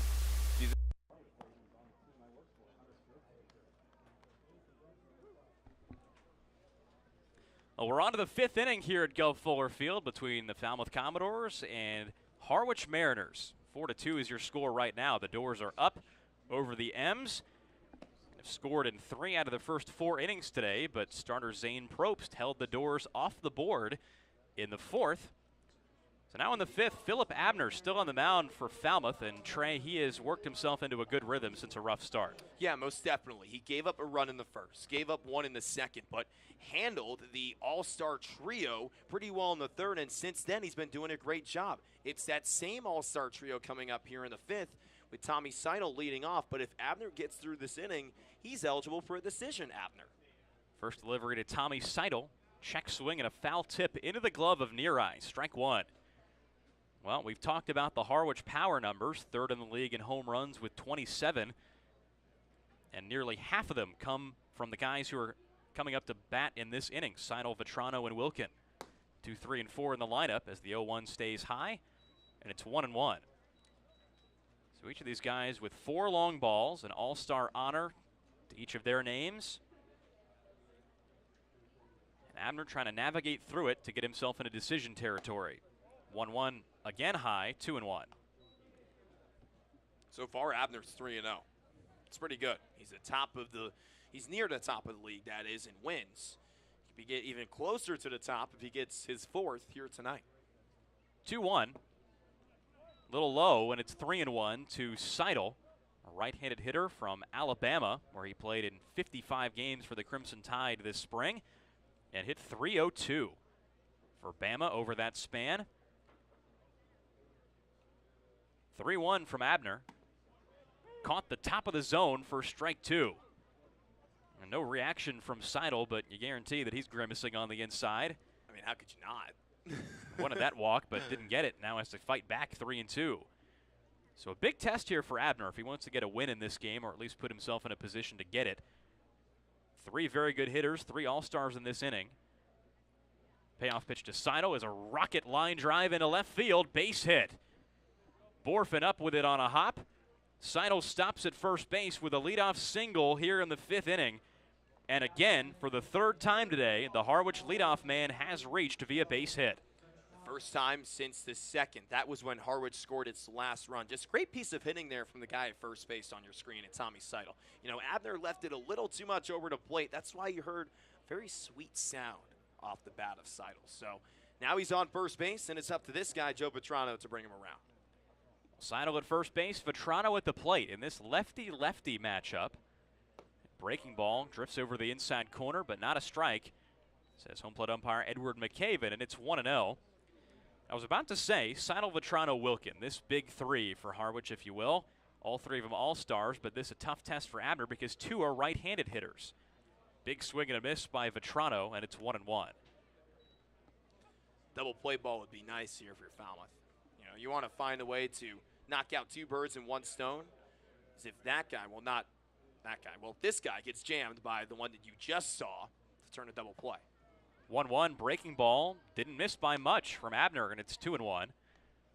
Well, Vetrano's hitting to a pair of double plays this year. He's a big guy, 6'4", 230-pounder, DHing tonight for the M's. 2-1 delivery. A little bit off the plate, and it's 3-1.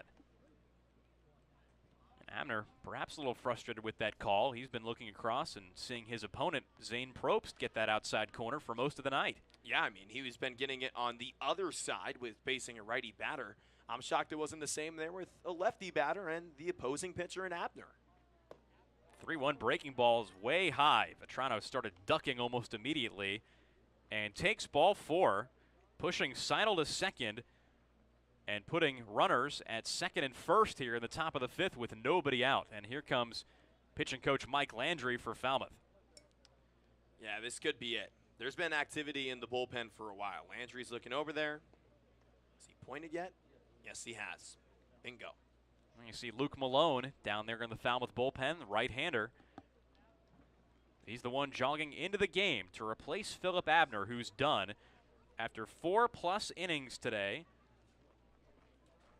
Gave up at least one hit in every inning of work against these Mariners today, so not the sharpest we've seen Abner, but his first start back from the All-Star break has put the Dores in position, at least right now, to keep themselves in front.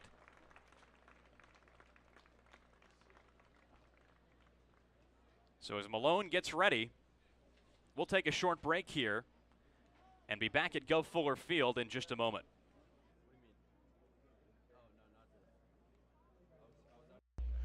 All-Star Game coverage rolls on for the Falmouth Commodores. I'm here with Levi Wells, the pitcher out of Texas State. Levi, thanks so much for taking the time. This is the best place to be right now, I would say. Yeah, not a better spot to be other than in the Cape Cod and in the summertime, you know. You were a late addition. You know, when the All-Star Game announcements came out, there are only 5 All-Stars for Falmouth. You're the 6th, and you got that late call from head coach Jeff Trundy. What was going through your mind when you got that call from Skip? Well, the way that the GM, Chris, kind of came into the locker room and said that Coach Skip needed me, it was kind of scary at first, you know. It was kind of like, am I in trouble? But when I got in the locker room, you know, they kind of broke the news, and, you know, I was just super, super thankful to hear that kind of news from Coach Trundy. You come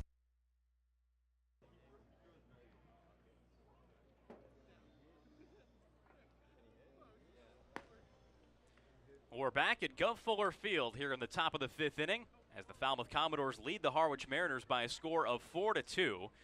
Left-handed starter Philip Abner's day is done for the Dores. He went 4+ innings, 8 hits, 2 runs right now, but could be charged with more as both runners on base are his responsibility.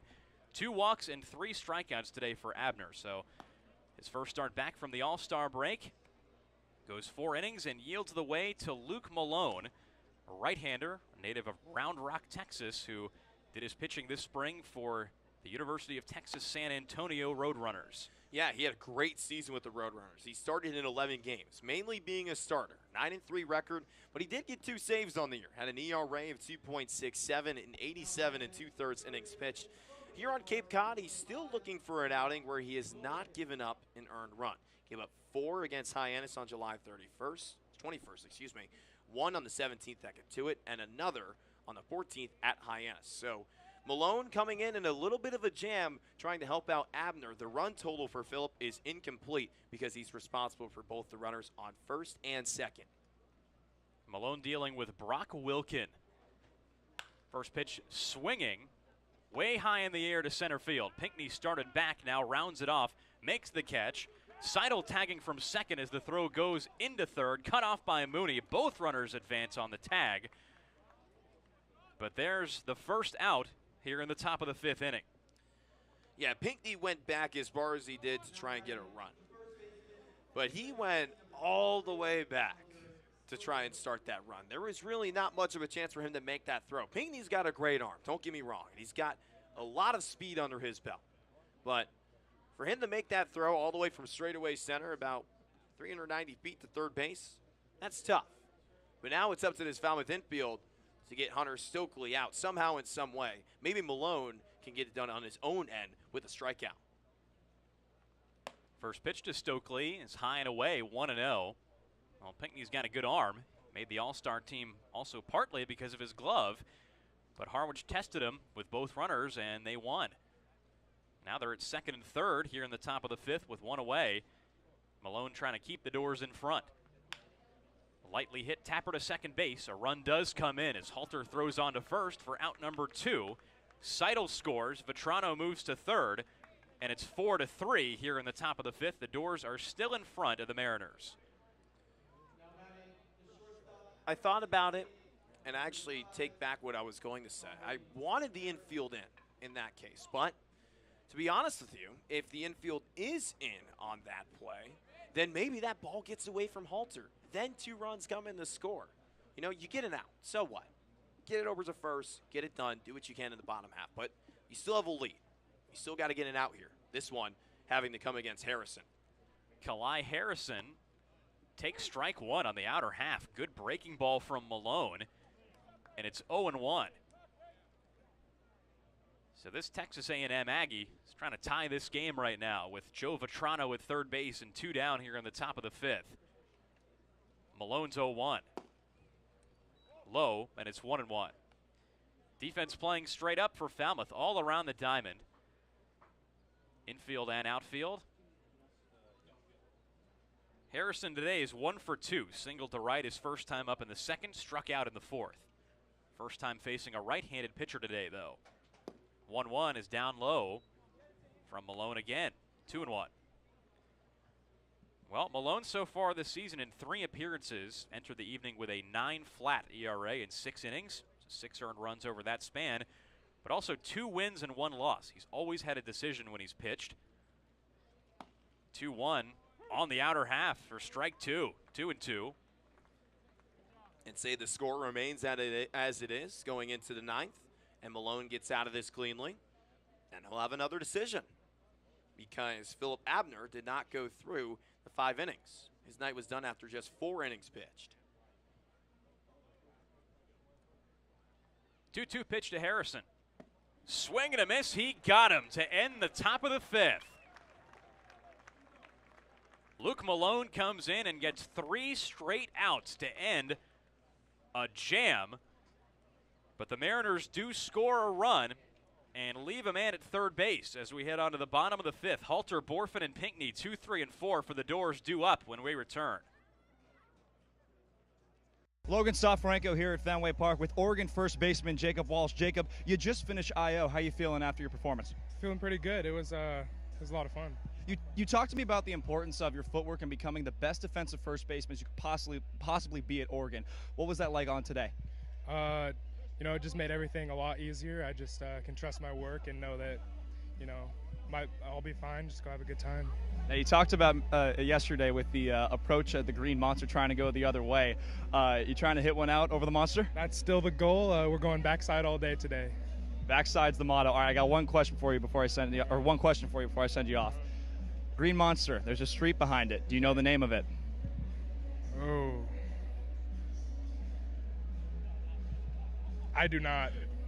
The answer is Lansdowne Street. Lansdowne Street. Remember that baseball fact right there. There you go. Jacob, enjoy the rest of the day. Have some fun. We'll see you for BP.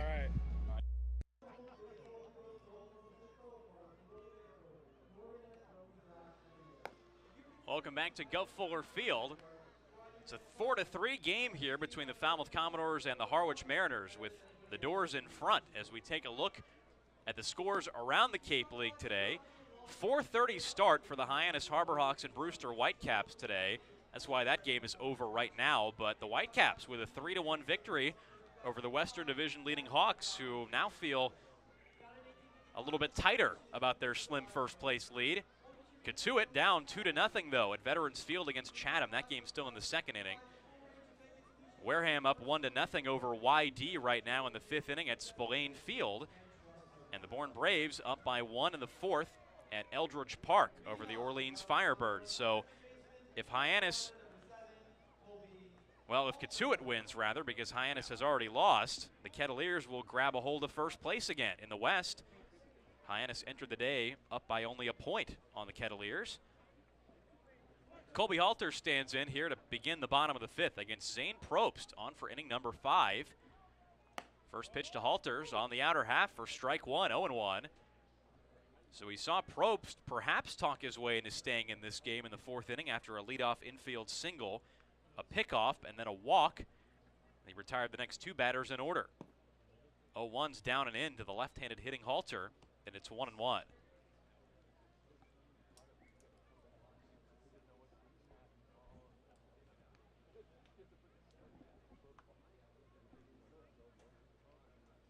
One delivery to Halter, who shows bunt and taps it foul back of the plate. 1-2 the count. Not often do you see that with your best hitter. And, I mean, Halter does have that ability to bunt.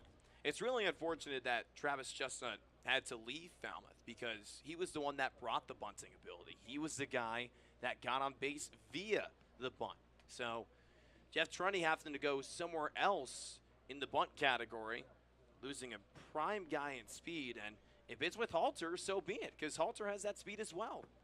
1-2 pitch down in the dirt. They tag Halter to see if he'd struck out. And apparently no, after an appeal to first base. Luis DeLuise saying that Halter didn't go around. Well, not often you see the guy who's tied for the league lead in home runs square to bunt. Yeah, that too. But Halter's such a well-rounded hitter. He can do a lot of things in the batter's box. Top 5 in RBI as well. 2-2 stays high. Fastball from Probst, couldn't get the call, and you saw some frustration on his face. Back of the mound. Looking back into the outfield in frustration, but the count is full on Halter, who's been just scorching hot the last couple games. Payoff pitch. Fastball off the plate, ball 4. Second walk today for Colby Halter, but this one starts the bottom of the 5th inning with Jace Borfin now coming up to hit, and still nobody out.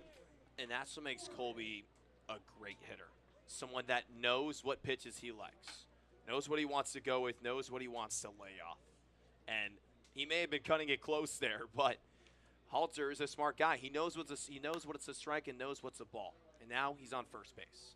Borfin fouled that one away the other way to make the count 0-1. So Colby Halter over his last game and about a half, 4 for 6 at the plate with 3 walks. He very nearly has not made any outs. Jace Borfin at the plate, doubled his first time up. He's 1 for 2 today. Probst with the 0-1 is a line drive into right center field. That one is going to split the gap and get down all the way to the wall. Halter rocketing to third. He's going to be waved around. The throw to the plate up the line and too late. Halter comes in to score, and it's 5-3 Falmouth here in the bottom of the 5th inning off the RBI double from Jace Borfin. Good times keep on going for Jace. This is a spot that he really likes. You know, he's been moved around a little bit in the lineup, but going off your point of liking the order, I like Jace in the 3 spot, and he shows it right there. Great piece of hitting from Jace Borfin. Now his second double on the evening, and he put it in the best spot in the field, in a gap that no one's at. Ethan O'Donnell gave it a great run, but didn't have enough room, moving to his left. And Borfin coming up in the clutch. I mean, you want to talk about the Falmouth bats starting to soar? A big reason why is because of that man moving to his right on second base in Jace Borfin. Borfin now with 5 doubles, a triple, and 2 home runs on the summer as Pinckney's plunked on the first pitch from Probst. Well, the infield was in at the corners expecting a possible move to a bunt from Pinckney, but it doesn't matter as he takes first, victim of a hit by pitch. First of the day for Probst. And now a big jam here in the 5th inning. The first 3 batters have reached walk, double, hit by pitch, and Peyton Stovall's the hitter. So let's find out what Stovall can do with his Arkansas teammate on second base. Wouldn't be too shabby to trade places with him, because I bet you, Carter, that it would score both Pinckney and Borfin, knowing Andrew's speed over there at first base. Well, a base hit into a gap could certainly score Pinckney. First pitch to Stovall's on the outer half. And there you see that outside corner today, and has featured a lot of called strikes for these hitters. Especially when it's been thrown by that guy. Stovall's having a little bit of a conversation, but nothing malicious with home plate umpire Edward McCaven. The count's still 0-1. Stovall entering the night hitting .234. 0-1 is a high drive to center field. O'Donnell headed back, drifting towards the wall, makes a catch over his head as Borfin jogs on to third base, tagging from second. Pinckney stays put at first, and there's the first very loud out here in the bottom of the 5th inning. That's tough, because that means you just missed it. There are a couple of ways to just miss. You know, you pop it up in the infield, you're just a split second behind, or a split second under it, or half an inch under it. Then there's something like that, where you send it all the way out there, you just miss it on the fence. It's a tough break. It's a tough break, and it's frustrating, but you just got to keep going after it. Figure out what you did well in that AB to take it into the next one if you're Peyton Stovall. First pitch to Walsh, taken down low as Pinckney takes off for second and gets there without a throw. Stolen base number 9 for Andrew this summer in as many tries. And now there's runners at second and third with only one away here in the bottom of the 5th. And you can see on your screen, too, there's a pretty big gap over there in right center field, a little bit in right field, too. I mean, my goodness, that is actually massive over there in right field. Seidel playing well over to his right. 1-0 to Walsh with the infield in, ground ball up the middle, base hit. Borfin comes in to score. Pinckney right behind him, scurrying in. It's a 2 RBI single for Jacob Walsh, and it's 7-3 Commodores here in the bottom of the 5th inning. Keep going. Don't stop if you're the Falmouth Commodores. I mean, why not? Doesn't matter if they're at home. Doesn't matter if they're on the road. We've seen the road bats get lit up. But now we're seeing the home bats start to come alive for the Falmouth Commodores. This is a sight to see. And something that they're doing is something we've been hoping for what was the first 20 games of the season, for the score to be spread out. Runs in every single bottom half, every single top half. Falmouth has been doing that recently. I mean, yesterday, runs scored from the 4th inning on, or from the 6th inning on. Runs scored on Friday from the 4th inning on. Today, in 5 trips to the plate for the Dores and 1 that's not done just yet in this 5th one, you've got 4 out of the 5 bottom halves that the Falmouth Commodores have scored a run. It seems like as July starts to wind down, the bats start to light up even more. So Zane Probst, his day is done. Pitching change made by Harwich. And now the new hurler into the game, it's Cameron Meyer, replacing Harwich's stricken starter Trey, fresh off that All-Star game appearance. Probst, who entered the day unscored upon in his last 10 innings with a .94 ERA, only 2 earned runs allowed in his first 19 innings, gives up 7 runs today, 6 of them earned, and now his day is done. Yeah, it's kind of a tough break for Probst. You know, I mean, it's just catching the Falmouth bats at a rough time, and they started to get hot at a point where he wasn't pitching. I mean, midway through that Harwich game, that's where they started to get going over in White House Field on July 20th. But ever since that game, Carter, the bats have ignited for Falmouth. It doesn't matter who's on the mound. It could be Jackson Kelly at the start of the season, for all I care, for the Katua Kettleers, the submarine throwing style that he had. But whatever Falmouth is doing, whether it's swinging at the right pitches, not washing its pants after the game, just trying to keep the good times rolling with some luck, it's working. Well, the Dores have had a lot of things work their way the last couple games. 10 runs against Bourne right before the All-Star break, a dozen last night against Hyannis.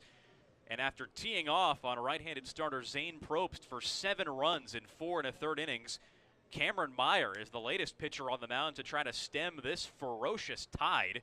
A right-hander from Tufts University, where he pitched in 8 games this spring, all of them starts, to a 5.28 ERA in 46 innings.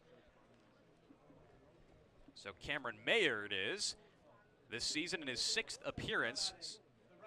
All but one of them in relief, a 5.78 ERA this summer with the M's. Last appeared on the 20th of July against these Commodores. Pitched 2 innings of scoreless ball, only 1 hit and 2 walks allowed. I mentioned Jackson Kelly, the submarine throwing style that he has. Mayer, something very similar. You're about to see it right here on this pitch. Strike 1 fired into Drew Brutcher, the number 7 hitter in the Falmouth lineup today and the 6th man to bat in this 5th inning. And you see from Mayer right away that side-arming style from the right side. Brutcher the first man to have to deal with it. Walsh at first base, 1 out here in the 5th. As Mayer deals, this one in the dirt. Walsh thought about second base, but didn't take off. Yeah, good block by Brian Arndt with that glove. Immediately popped up. That's something you got to have as a catcher. Get right out of the squat. If you can do that, whether it's throwing down a second or keeping a ball in front of you and quickly getting to it, you are going to be successful and later points in your baseball career, whether it's professional at any level. If you're quick as a catcher, you're going to be great. 1-1 to Brutcher is lined into left center field, a base hit. Walsh to second and stops there. Another base hit for the Commodores in this inning as the throw gets away on the infield and Walsh takes third base.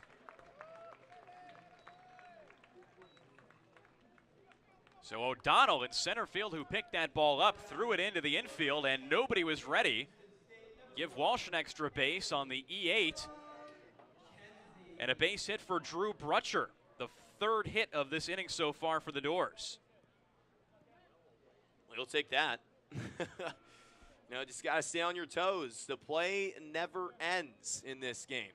Never know when a throw is going to get away. You never know when time is not going to be called. And in this case, it works out in Falmouth's favor. The throw gets away from Harwich. First pitch to McKenzie, fouled off the fists, back to the netting, and it's 0-1.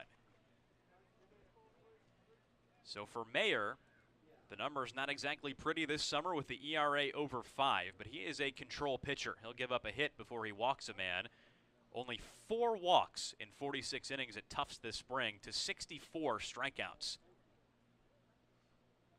0-1 delivery to McKenzie. Drifts inside as Anthony had to straighten himself up out of the way. It's 1-1.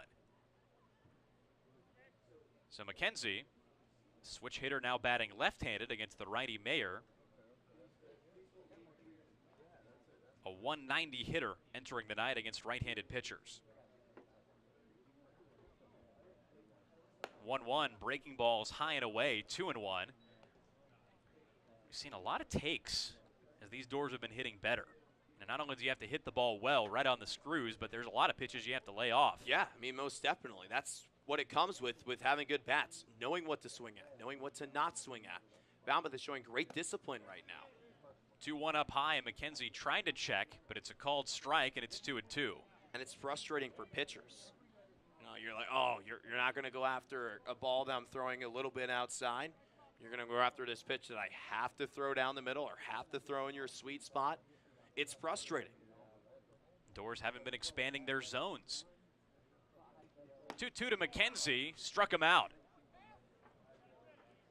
First strikeout on the day for Mayer in his second batter faced, and that's a big second out here in the bottom of the 5th inning. Huge, because you still have runners at the corners. And then you bring up Danny Nerai, a guy who has struggled a little bit at the plate this season, but I think starting to get out of it. He's showing that in this game. His first plate appearance, he had himself a 2-run RBI single that came in the second to put Falmouth in front for what has been for good. First pitch outside to Nerai, and it's 1-0. So Nerai, who entered the night, won for his first 15 at the plate with no RBIs, had a 2 RBI single in the second inning. Grounded out his last time up in the 4th. This a recent addition to the Falmouth roster, catcher from Notre Dame. 1-0, check swing by Nerai, but a called strike anyway. And it's 1-1. 87 miles an hour on the gun from Mayer. So with that arm slot, you expect him to kind of live up there in the high 80s, low 90s. He's been doing that so far since coming in with 1 out here in the 5th. Infield normal depth for Nerai, who held up at a pitch inside, and it's 2-1. Walsh at third base, Brutcher at first in this inning that has so far produced 3 runs for the Dores off of 3 hits, an error, a walk, and a hit batter. 2-1 to Nerai. High chopper to third base. Wilkin backs up, fires across. Nicely done. And that ends the bottom of the 5th. Wilkin finishes it off with a strong throw across the diamond, but not before the Dores get 3 runs on 3 hits and an error. Falmouth leaves a pair as we head on to the top of the 6th inning. Hammeter, Art, and Smith, 7, 8, and 9 in the Harwich order, due up when we come back.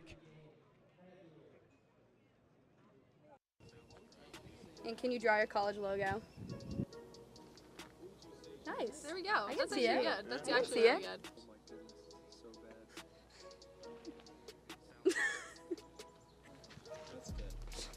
That's pretty good. That is good. I love how flames go. But I can try to give you a frog. Looks more like a pig than a frog. That's no frog. That's wrong. bad. That's oh more my like God. that's bad. I know it's got like a weird. This. Wow. Okay. Yeah. No. I can't draw the basic one. You know. Okay. Do not judge me, please. Very stressed. Okay. Ready? Yep. Yeah. We gotta erase puddles right there. There's puddles. That looks like a turkey. That's actually really good. That's really good.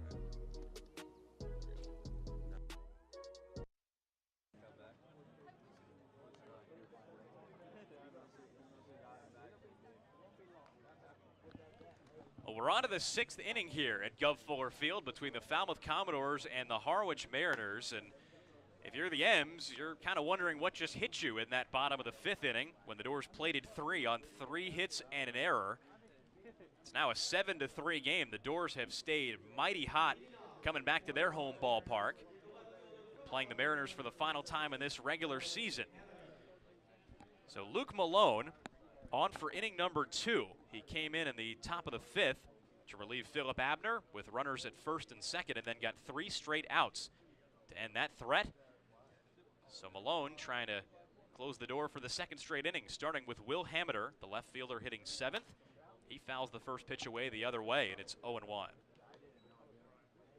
Hameter today 1 for 2, doubled his first time up, flew out in the 4th. Entered the day hitting 184 for Harwich this summer. 0-1 breaking balls down in the dirt. It's 1-1.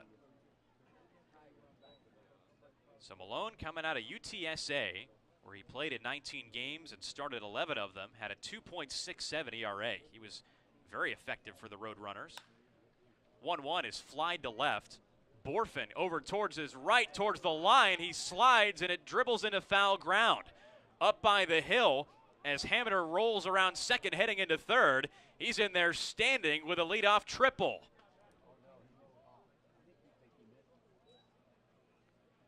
So the 6th inning for the Mariners getting started with a bang. Hameter taking a ball the other way down the left field line as Borfin ran all the way over and couldn't get it. They were discussing if that was a fair or foul ball. That was fair by a mile. I don't think there's any question about it. No question at all. But then you got to figure out the ground rules. You know, does Hameter get awarded that third base bag? I mean, honestly, it's close, I would say, because as that ball trickled away from Borfin, that's when it started to get up onto the gravel, and that's where it becomes that foul ground. You know, trickling over to the hill, then you get out of play. So depending on where it was on the hill when Hameter, or before Hameter got to second base by a split second. That's why he's at second instead of third. He had to go back. That's what umpires discussed, along with it being a fair ball. So it's Hameter on second instead of it being third, who was flying around the bases, keep in mind. So a ground rule double by Hare. That ruling costs the M's an extra base. Brian Art now at the plate with Hameter at second, and right away, Art's plunked. So he trots to first base here in the top of the 6th inning, and all of a sudden Malone with an immediate jam. Sometimes it happens fast, sometimes it happens a little bit longer than fast. And right now it's happening in a blink of an eye for Luke Malone. He gives up 1 hit, and then he doinks it off Brian Art. So now you bring up David Smith, the guy who has an RBI to his name, has a single along with it, and has an opportunity here, serving as the guy in the 9th spot, to cut into the deficit. First pitch to Smith is upstairs, 1-0 to the switch-hitting second baseman, batting left-handed here against Malone in the 6th inning.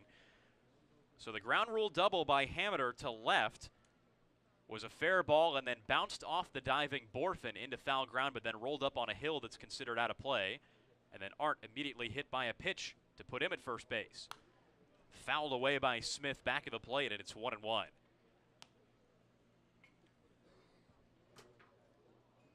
So some odd happenings here for the Dores in the 6th inning, but for Malone, he knows that he has a 4-run cushion and a very hot offense that is still yet to take its last couple trips to the plate in this game.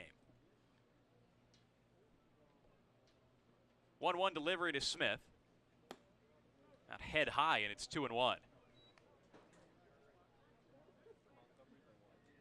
Malone at UTSA this spring was both a starter and a reliever. Did both well enough to earn first-team All-Conference USA honors. Was a Friday night starter for most of the season, or the #1 guy collegiately. If you break down the week, 2-1 is a fly ball to left field. Borfin again to his right. Another tough play for him in left, but this time he does make the catch, and that's the first out here in the 6th. No advance by either runner. Hoping he brought his blue raspberry flavoring to make a snow cone there, because that's exactly what it was for Jace Borfin, you know, who had to move quickly over to his right. He barely got that catch. But now you bring up the top of the order, and so far for Falmouth, hasn't been too shabby, especially this guy coming up to the plate in Ethan O'Donnell, who just has one single to his name that came on the very first at-bat of this matchup. O'Donnell representing the leadoff spot here for Harwich, the first batter in the lineup with Seidel on deck. Hamiter at second, Ard at first. One away here in the top of the 6th. Malone's first pitch to O'Donnell is fouled away, and we've seen these Mariners attack pretty early in the count here in this 6th inning. Yeah, I mean, that's what aggressive hitters do. That's what they should be doing, you know. If they like it, go after it, because you don't know if you're going to see it again in your AB. So it's important to attack. That's something the Commodores have been doing. A couple of guys like Alex Mooney, who's over at shortstop right now. You know, if you like it, go after it. 0-1 to O'Donnell. Breaking ball too far away, and it's 1-1. O'Donnell today 1 for 3, singled in the first, hit into a double play in the second, and then popped out in the 4th. His last 2 at-bats have ended innings. Malone hoping that this one does as well. 1-1 delivery. Breaking ball, lined into right field, a base hit. Here comes Hamiter rounding third. He'll score as the throw comes back in very close, as Neareye could not apply the tag. 7-4 now your score in the top of the 6th inning. RBI single from O'Donnell, who now has a 2 for 4 day. Not too shabby, especially from a guy who is in a new spot. I mean, Nick Goodwin has been the main guy for Harwich leading off, and he's not playing in a game for the first time this season. So, not too shabby from O'Donnell, and still the Commodores have to get out of this. Just 1 out, and now you're bringing up the tying runner up to the plate. And it's Tommy Seidel, one of this year's All-Stars, who already has 6 doubles, 2 triples, and 4 home runs this summer. Malone's first offering to him is a breaking ball that stays low and away. It's 1-0. Seidel today's 1 for 3. Flew out in the first, popped up in the 3rd, and singled his last time up. Later scored a run in the 5th after leading things off with a base hit. Arndt at second, O'Donnell at first here in the top of the 6th. 1-0 pitch, clips the bottom of the zone, 1-1. So no Nick Goodwin, no problem for these Mariners tonight. 4 runs on the board, and this game far from done. Goodwin resting today for the first time this season with a .261 average, 8 doubles, and 6 home runs to go along with 22 runs driven in.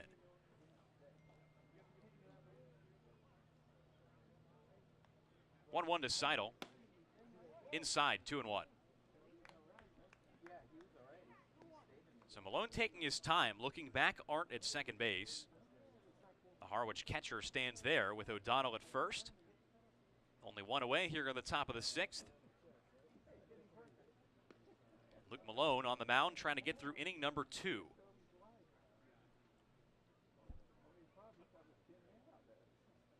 Two-1. Boxed by Neareye. It gets away to the left side, back of the plate. Arndt gets to third. O'Donnell gets to second on the passed ball. Definitely a cross-up there from pitcher to catcher, Trey. Oh, most definitely. You know, Neareye was expecting it inside. Quickly had, outside with Seidel, the right-handed batter. But was thinking outside. Goes inside. So Seidel has, not Seidel, my goodness. Neareye has to move his glove to the inner half. And he had to do it quickly, but not quick enough. And when you don't move that quick as a catcher, the ball's going to doink right off of you because you're not ready to squeeze it in time. And the runners take advantage. 3-1 now to Seidel. Off the fist to shortstop. Tough hop for Mooney, but he hauls it down. Look at him stay with it for out number 2. A run comes in to score as Arendt comes across for the 5th Harwich run of the day. But Alex Mooney with a clean pick gets the second out here in the top of the 6th. That hop happens on opening night. Mooney may not make that play. When these two faced off, everyone was getting used to the lips here at high school fields. I mean, these guys come from turf fields. They come from the best places to play a game of baseball. Then they have to come here where there are odd bounces. Mooney getting a great handle of it because he knows that spot. He knows where everything is on the field because he's been at shortstop for most of, if not the entire season.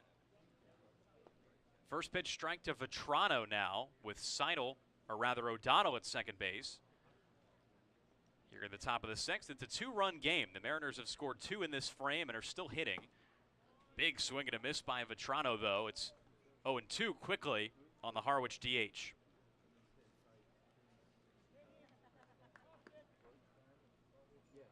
We see down in the Falmouth pen, right-hander George Arias, a recent addition to this roster, getting loose as Malone tries to get through inning number 2.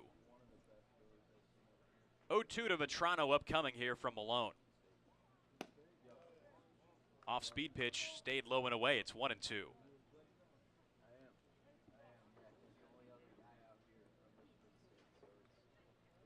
So Donald in that leadoff spot, singled in this inning, is now at second base.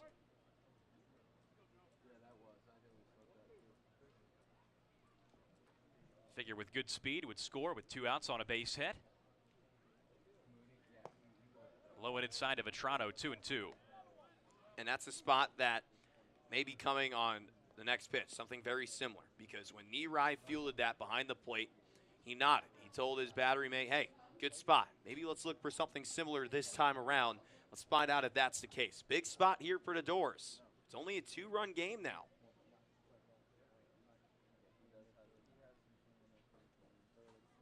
Two to Vetrano. Low and away again.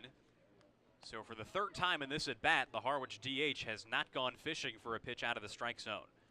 That's what smart hitters do.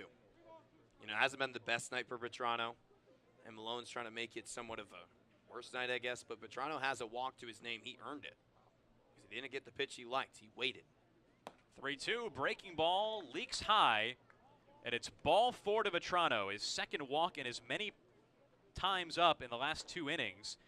He takes first with O'Donnell at second base, and Brock Wilkin is the hitter. Yikes.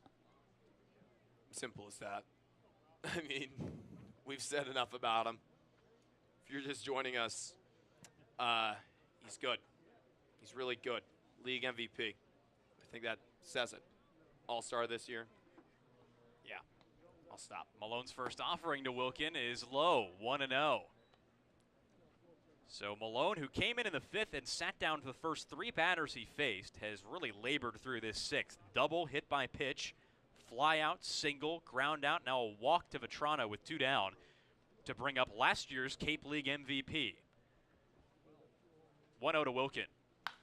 A rocket hit to left. Borfin giving it a look, and that one is off the wall right near the foul pole. O'Donnell comes in to score.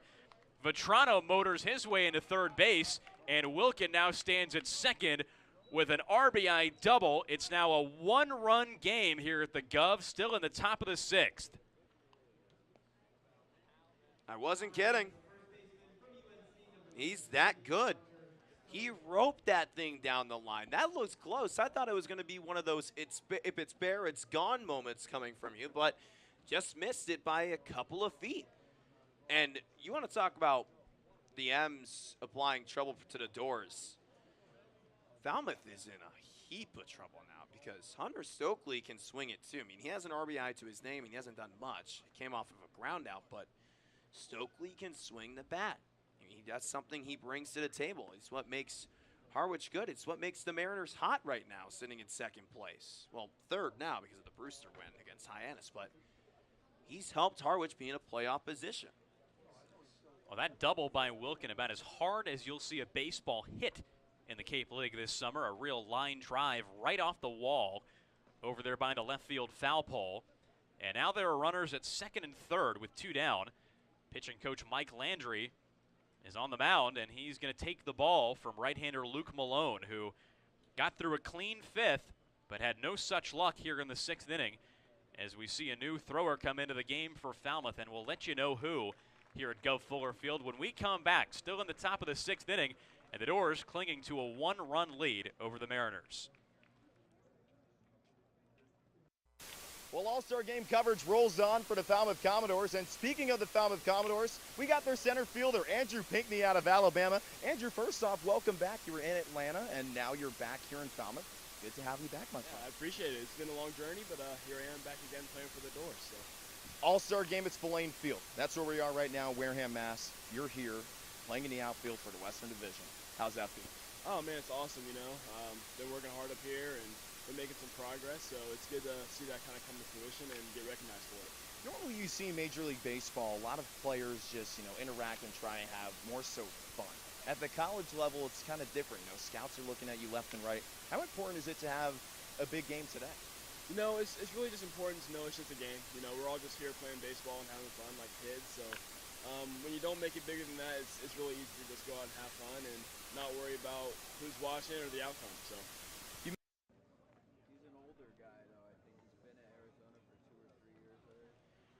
Well, welcome back to Gov Fuller Field. Still here in the top of the 6th inning.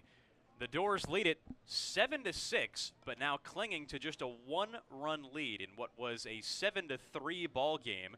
There are runners at second and third with 2 down, and a new thrower on the mound. It's right-hander George Arias out of the University of Arizona. And Arias is a guy who is from Tucson. His dad, George Arias Sr., played at Zona in '93, appearing in 60 games. On the offensive side, Arias is a defensive guy on the mound. He made 25 appearances and gets to pitch in this beautiful sunset here on Cape Cod. But Arias this season with the Wildcats had 26 strikeouts, walking 10 and 28 and 2/3 innings pitched. So this is Arias's Falmouth debut. He's a recent addition to this roster and now tasked with getting the Dores out of a mighty big jam here at home against a very persistent Harwich Mariners squad. After trailing in this game 7-3, Harwich is right back in it and has the go-ahead run at second base in the form of Brock Wilkin, one of the M's All-Stars this year. Hunter Stokely is the first batter that Arias will face once he's done getting his warm-up tosses in. So a lefty batter, the first test for Arias today, who needs some quick outs as the Dores try to hold on to this lead in front of their home crowd. And luckily enough for Arias, it's just a quick out. If you just jam a guy right here, and Hunter Stokely, then you get out of the inning. You still have the lead. You can hand it off to your offense, say, hey, give us some more. You've been doing it a lot. Keep going. All you need is one here. First pitch to Stokely is a breaking ball that stays too low, and it's 1-0 to the Harwich first baseman and number 5 hitter tonight. Stokely's 0 for 3, but drove in a run with a ground out back in the 5th inning. The M's got 1 in the 5th and have 3 so far here in the 6th. 1-0 is a ground ball, base hit into right field. Vetrano comes in to score. Wilkins sprinting in right behind him as the throw comes in, cut off by Walsh. He throws it into center field, but Pinckney backs it up, and that's where Stokely stops at second base. But the Mariners have come all the way back with 5 runs here in the top of the 6th inning to take an 8-7 lead. It's just tough, leaving too many pitches over to zone. That's really what it's come down to. Pitchers not staying disciplined against this Harwich team. I mean, we can talk about the Mariners not having a great batting average, but this team can slug. This team can still hit the baseball. Yeah, they're struggling right now a little bit with a losing record and 3rd place in the East, but I mean, they're my championship pick for a reason. They can bring it to the table offensively. Kalai Harrison now takes up high, 1-0 the count. Harrison, the 9th man to bat in this 6th inning. Will Hamiter on deck got things started with a ground rule double to left field that bounced right inside the fair line and then went into a zone considered out of play. That seems like a long time ago now. 1-0 to Harrison is up high. 2-0 from Arias.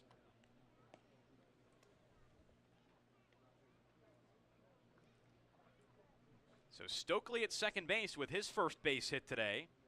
Couple now driven in to his credit.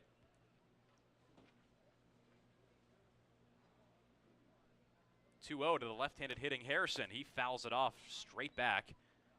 2-1 the count. As you said, Trey, Arias has done his pitching at Arizona and has been around there a long time. 49 career games over with the Wildcats. 5.98 ERA and 61 2/3 innings.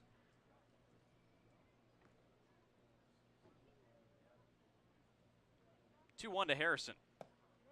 Up high again. Arias having trouble getting the ball down here, and it's 3-1.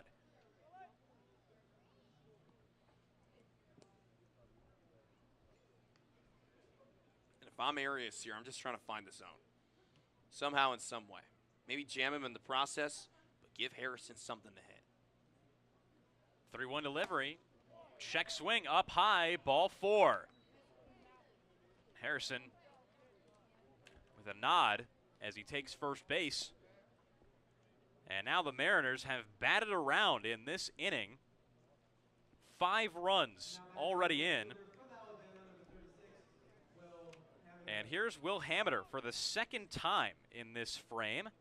Things have really gotten away from the Dores here in the 6th. I think you said it best. 5 spot in the top of the 6th inning. Not going to win that many baseball games. You give up something like that. So important to get out of this right here and right now if you're Arias. First pitch breaking ball misses the zone on Hamiter, and it's 1-0. So Stokely at second base, Harrison at first. Hamiter up to bat for the 2nd time in this inning. He's already 2 for 3 today with 2 doubles. Arias is 1-0. Fouled back, it's 1-1 again. The pitch up high. But Hamiter went after it to even the count.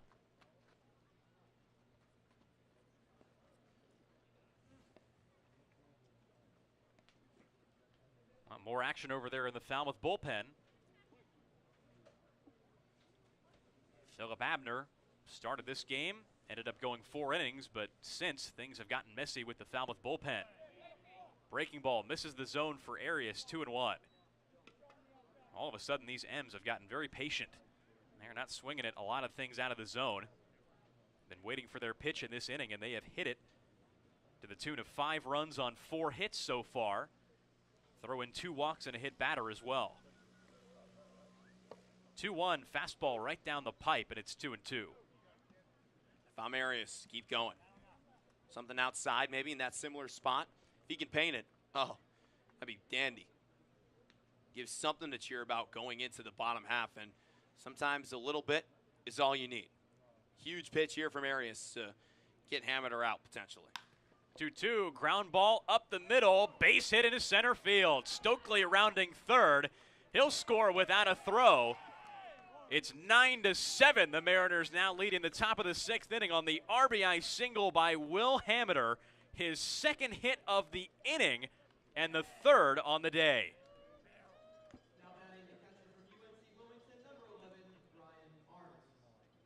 That's just tough. Now you got someone else coming in. And Mike Landry has just about worn a path out to the mound tonight. He's had a couple visits and now a couple pitching changes. First it was Luke Malone who came in for Abner. And then George Arias in his Falmouth debut faces 3 batters and cannot get any of them out. Single, walk, single, and his day is done. Still here in the top of the 6th inning, a new Commodores pitcher is coming into the game. And we'll have more on the new hurler on the mound here at Go Fuller Field when we return with the M's suddenly up on the Dores by a score of 9-7.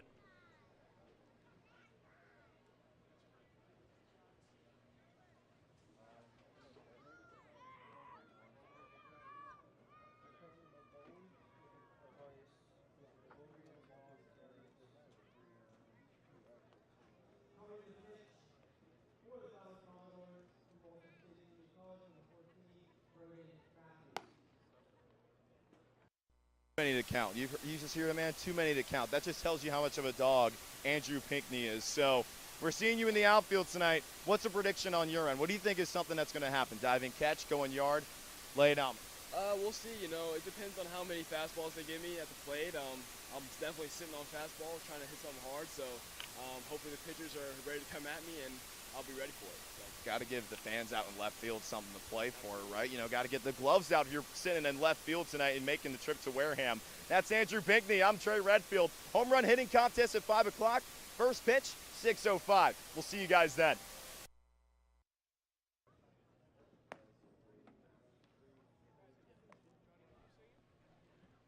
We're back here at Go Fuller Field as the top of the 6th will just not end as far as the Commodores are concerned.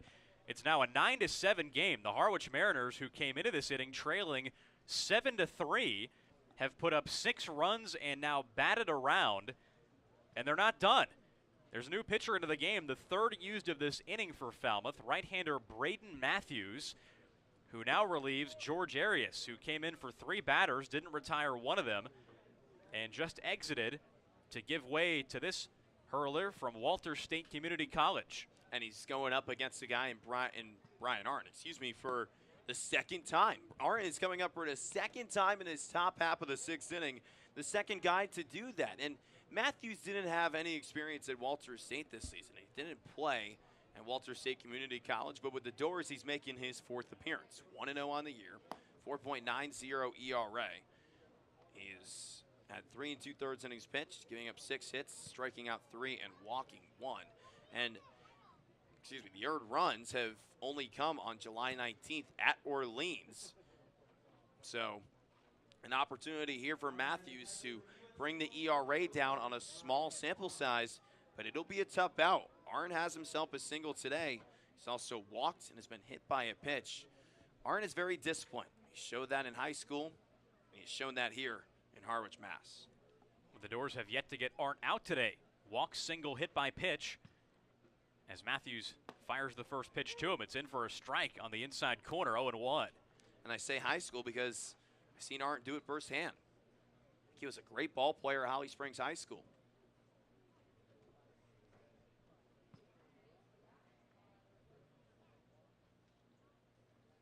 Arndt, the 11th batter to come to the plate in this inning for Harwich, as the 0-1 comes in for a strike, 0-2 quickly on the Harwich catcher. Well, the Mariners are 3 games under 500 entering the day, but they haven't been slouches on offense, tied for 4th in the league in runs scored along with Falmouth. These 2 teams entering today had scored the same number of runs. 0-2 to Arndt. Ground ball to third.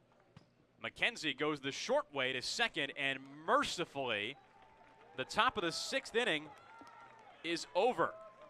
But not before the Mariners get 6 runs on 5 hits and leave 2.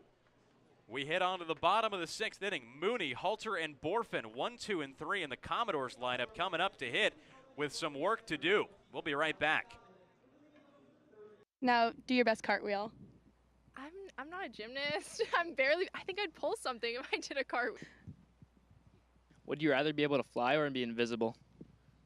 I'm going to go with fly, honestly. I think flying would be pretty cool. Be able to be up in the air around everybody, fly with some birds. Be pretty cool stuff, Carson. Okay, Anders, now do your best and favorite dance move. And the rockets red glare, the bombs bursting. Back to Go Fuller Field. The Commodores are sitting comfortably in 4th place in the Western Division, but they trail by 3 points to the Bourne Braves, so 3rd place isn't entirely out of the question. The playoffs will consist of the top 4 teams in each division. The Falmouth Commodores would play the Hyannis Harbor Hawks if the season were to end today in a best-of-3 series. And there's a big rule change in the playoffs. There are going to be extra innings. So 8 teams, 1 champion, no off days. A little bit different than last year where we had 4 teams in the playoffs. Guys? And the Dores certainly do have their eyes on the playoffs, and they could help that cause with a win today. Entering the 6th inning, it looked like they were well on their way to doing that. Yeah. Up 7-3, but how things have changed in just half an inning. The Mariners just scored 6 runs on 5 hits, along with a couple walks and a hit batter. 11 men came to the plate for Harwich in that 6th inning, and the M's now lead it by a pair as we go on to the bottom of the 6th. But the good news for the Dores is that the top of their lineup is now coming up in the form of Alex Mooney, Colby Halter, and Jace Borfin, trailing by 2 against right-hander Cameron Mayer. And another positive with that, Carter, is that Mayer has not been on the mound in a minute. And I know it's been more than a minute, literally, but I mean a while. 6 runs put up by the M's in the top half of the 6th. Not sure how long it was, minutes or maybe hour-wise, but it was a long top half. So it's been a while since Mayer has been on the mound and actually thrown a pitch. It will take a little bit to find out the zone, more likely than not again, so it's important for the Dores to stay disciplined. Mooney fouls the first offering back, and it's 0-1 to start things here in the bottom of the 6th inning with the sun fully set here at the Gov. It wasn't when the 6th inning began, but enough time has passed now. Mayer's 0-1. Lightly hit on the ground to short. Harrison up with it and in time for out number 1. Mooney now 1 for 4 today, and that brings up Colby Halter with 1 away and the bases empty here in the bottom of the 6th. And Halter still looking for his first hit. Back-to-back walks to his name. That's how Halter has gotten on base today. So really important for Halter to get aboard, playing with a little bit of an outfield shift here somewhat, not so much anymore. Seidel moving a little bit to his left to play more of a stout right field, but there's an open hole out there in right center. It's up to Colby to take advantage, even though he likes to go left center a lot, something we've seen recently. He hits this one to right field, not enough over into the gap as Seidel comes in a few steps to make the catch for out number 2. Yeah, Seidel was right there. He had to move 6 steps in, but he played that perfectly. I mean, that's what Seidel brings to the table. He's playing. Alabama has a really smart outfield. Will Hamiter, Tommy Seidel, Andrew Pinkney. You're seeing the Crimson Tide outfield here tonight just against these 2 teams. First pitch to Jace Borfin is lifted to left. Hamiter over to his right, rounding it off, and that ends the bottom of the 6th inning in quick fashion. The Dores go down 1-2-3. No runs, no hits, no errors, and nobody left. Top of the 7th coming up with Smith, O'Donnell, and Seidel. 9-1-2 for Harwich coming to the plate. Trey Redfield will take us the rest of the way on play-by-play here at the Gov when we return. All-Star Game coverage rolls on here at Spillane Field in Wareham, Massachusetts. Trey Redfield here with shortstop Alex Mooney out of Duke. Alex, you just wrapped up BP. We're getting closer and closer to first pitch. How you feeling?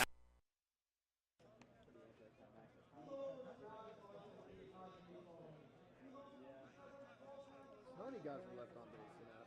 Only 1? Yeah, because I've had...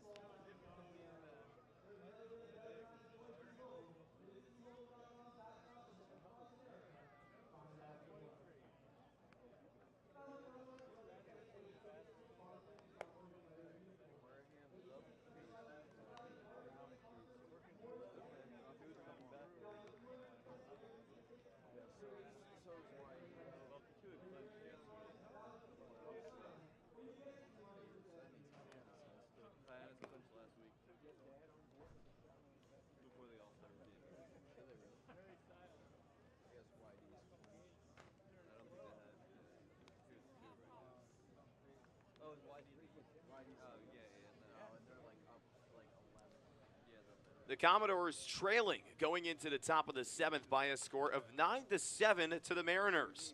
Along with Carter Bainbridge, I'm Trey Redfield, Logan Soforenko on the field tonight.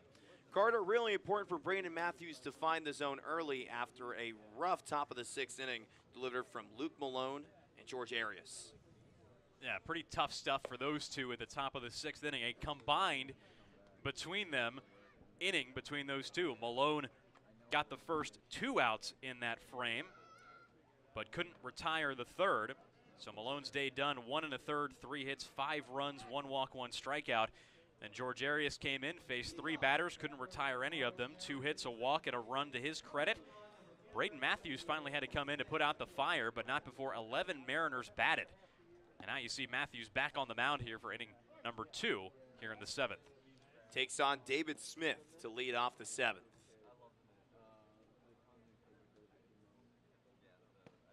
First pitch, nice slider from Matthews for strike 1. 11 batters came up to the plate in the top of the 6th inning. 6 runs scored by Harwich, along with getting 5 hits and straining 2. Liner to the left side off the screen, foul. It's now 0-2 on Smith, who has himself a single today, and that came in the 4th. Smith was one of the guys who made an out in that big inning. He, Seidel, and Arndt were the guilty parties for the M's. And I've always wondered, when you have an inning like that on a team, I wonder if you get clowned on your way back to the dugout as one of the guys who made an out. Yeah. The rest of us didn't do it. Why couldn't you keep it moving? It's a fly out to left field as the 0-2 comes in. Ground ball right side over the glove of Walsh. He gets beaten by the lip right in front of him. It's a leadoff single for David Smith here in the 7th. Now, the important part of what you said there is that Jacob Walsh wasn't really beaten by that ball's original trajectory. He was beaten by the lip of the grass. Walsh had a good read on that ball, and I think if it had just stayed on the ground, it would have gone into his glove on a diving play. Instead, took a hop over him, and he'd already committed to the dive at that point. No chance to field a leadoff base hit here in the 7th. Now at the top of the order for the 5th time tonight, and Ethan O'Donnell. Smith goes, and O'Donnell lays down a bunt on the left side. McKenzie has it, throws over to first in time for the first out, but there's no one over at third base. Smart base running from the speedy David Smith, stealing second, well, kind of, I mean, on the bunt, but going over to third, taking advantage of no one there. So how about O'Donnell doing his job, and then Smith doing his as well? Yeah, a little bit of miscommunication there from the Falmouth infield. We know there's a couple guys playing different positions tonight than what they would ordinarily do. Nothing unusual from what they've done in college, but Colby Halter's played much more third this season than he has second base. Meanwhile, McKenzie hasn't played a lot over there lately at all, and has probably played more outfield this summer with the Dores. Strike 1 delivered to Tommy Seidel, who swung after the ball was caught. He stared at that ball going right into the glove. Seidel has himself a single today, looking for his first RBI on the evening. It's Smith that's just 90 feet away. Fly ball to left field. Orphan going back, making the grab in left center. Smith coming in to score. Harwich has ballooned its lead to 3. There's your first RBI if you're Tommy Seidel. Yep, and what made that play happen and why there's a run in right now is because third base wasn't covered. You know, it's Matthews' responsibility to try to get over there on a bunt to third base with a runner at first. That's why the base was left vacant. And a brainy play by Smith to get over there in the first place, but mistakes like that, as you see now, cost you runs. And it takes you to the heart of the order as Vetrano swings and misses at strike 1.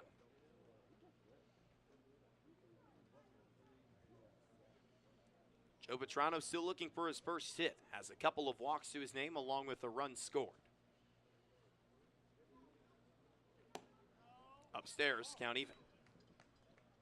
And this is about as well as this Mariners offense has played all season long. We saw them score 9 runs on opening day, their last trip to this ballpark, way back on June 12th. They've only upped the ante today with double digits. Now 2-1 as that one sails away from the left-handed hitting Vetrano. We were going at a good pace in this one, and then the top of the 6th came around. 6 runs put up by the Mariners, helping themselves go up 3 on the Commodores. Did Vetrano go around? He did not. 2-1. Now since opening Check that day, 3-1.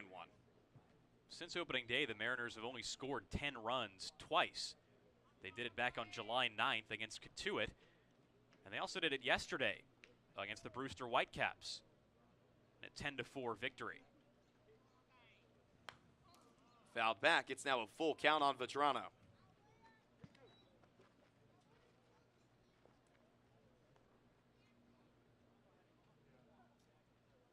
The Commodores were cruising along in this one. Then that top of the 6th inning came. They were up 7-4. Check that. They're up 7-3. And then that happened. And then here's this. Ball 4 delivered to Vetrano. That's his 3rd straight walk. Well, sometimes as a pitching staff, you just catch an offense on a bad day. That's exactly what happened to the Bourne staff right before the All-Star break against these Dores, and it's what happened to Hyannis yesterday against Falmouth. But now the Commodores getting a little bit of a taste of their own medicine. It makes you realize that Philip Abner might not have been that wild in this start today. He might have just been facing a lineup that wasn't swinging at anything outside the zone. These M's have looked red hot ever since they broke into the bullpen. Ball 1 delivered to Brock Wilkin. He's had one heck of a night. I mean, night in and night out, he shows it. And that includes last year where he was the league MVP. 1-1 now on Wilkin, who had 23 home runs at Wake Forest this season. He has 4 to his name this year. Last year, he had 6.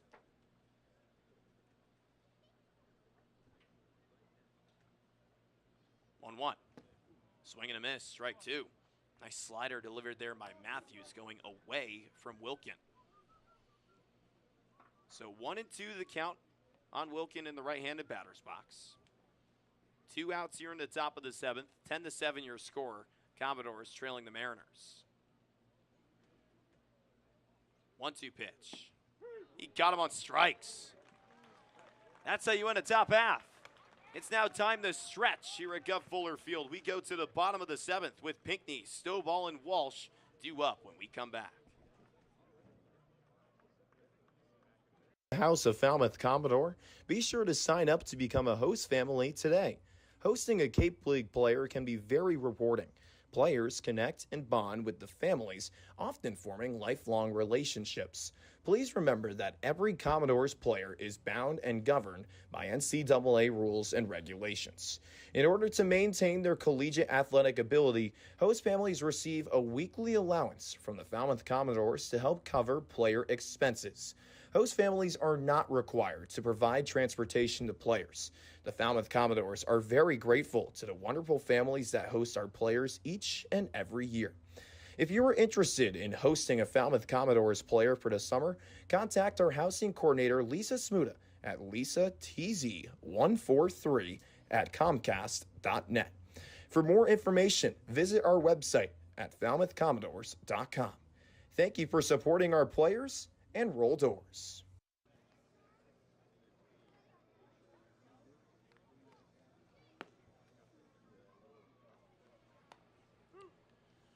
Well, after having to wait a really long time to pitch in the bottom of the 6th, Cameron Mayer came out for that bottom half and threw just 4 pitches. Carter, what do the Commodores need to do against Mayer to get back in front? Well, first and foremost, they've got to take more patient at bats. The Dores haven't been scoring a lot of runs lately because they're attacking all that early in counts. They are seeing a lot of pitches. They're laying off some other offerings and waiting for their pitch. I think after that long 6th inning, they were a little bit over-eager, that being Mooney, Halter, and Borford in the 6th in that short inning, like you said. And Mayer has had some runs scored off him this summer. He won't walk a lot of hitters, but you can figure in an at-bat he'll give you a couple pitches to hit. So here's Andrew Pinckney. 0 for 2 today with a walk and a stolen base. Looks at strike 1 on the outer half.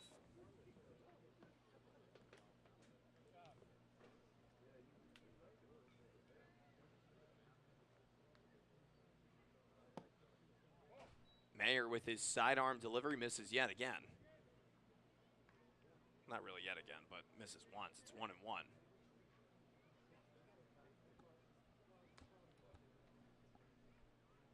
So Pinckney has time granted. Now set in the box. 1-1 pitch. Pop up, right side.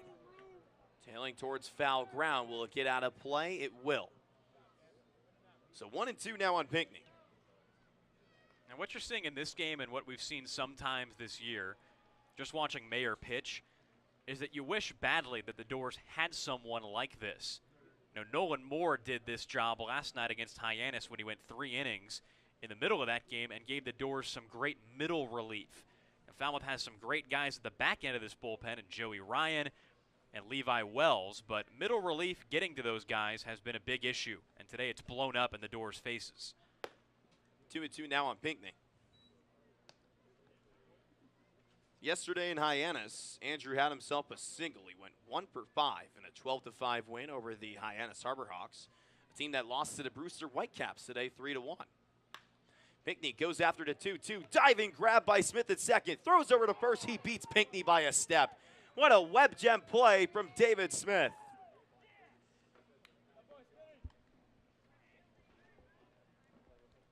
When you're hot, you're hot. And the Dores came into this game awfully hot, but it's been the Mariners for the last couple innings who have really turned this hourglass over.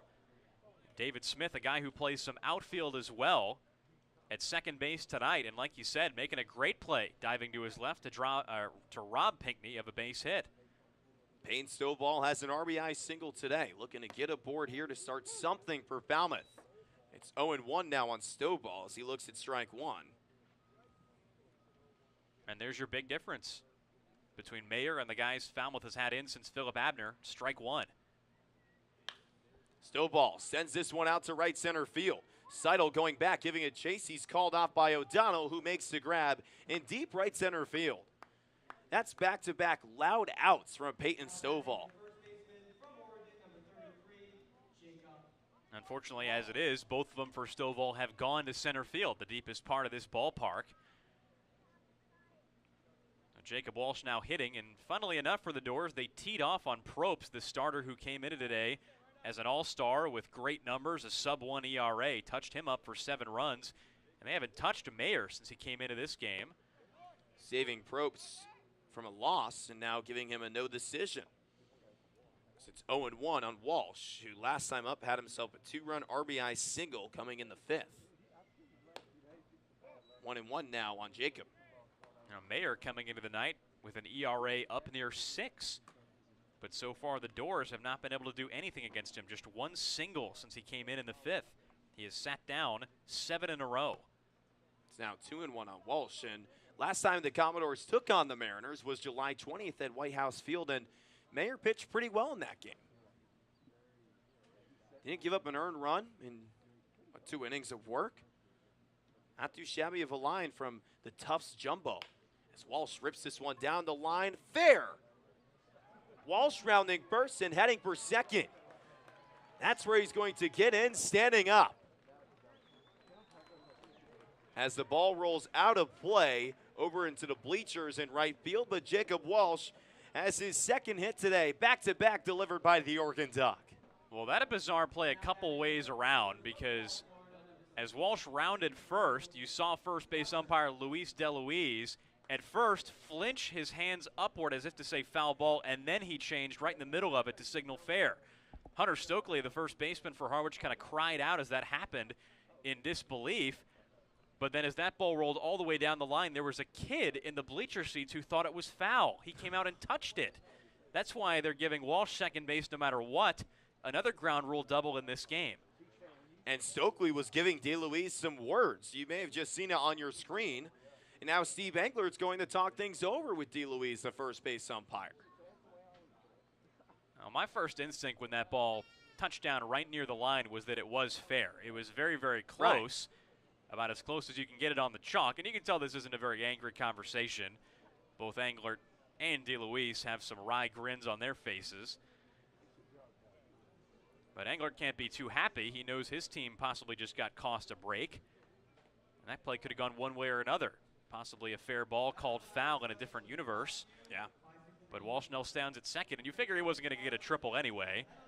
As Seidel went over there to retrieve the ball from the kid, the child then tried to throw it back to him, and Seidel just batted it away. Said, hey, keep it. If you were bold enough to come go get it, you can keep it on your way home. Yeah, just have it and feel bad about it in the process. Here's Drew Brutcher with a couple of singles today, coming in the 4th and the 5th. Looks at ball 1 inside. But I'll tell you what'll wipe the smile off of Englert's face. Won't be funny anymore if Brusher catches this run in. With Walsh at second base, he's not the fastest guy on this team, so a shallow base hit may not score him. With 2 outs, he's got a choice to make at third base with Brett Becker over there manning the coaching box. Brusher's been swinging a hot bat as anybody in this lineup. 1-0, misses inside, ball 2. Anthony McKenzie is on deck. He's 1 for 2 today with a double and a walk. If Brusher gets on, he would serve McKenzie as the tying run. I think we're pretty due for a Brusher blast, aren't we? Hasn't had one in a while. Last one was July 13th against Brewster. See if you speak it into existence, partner. 3-0 now.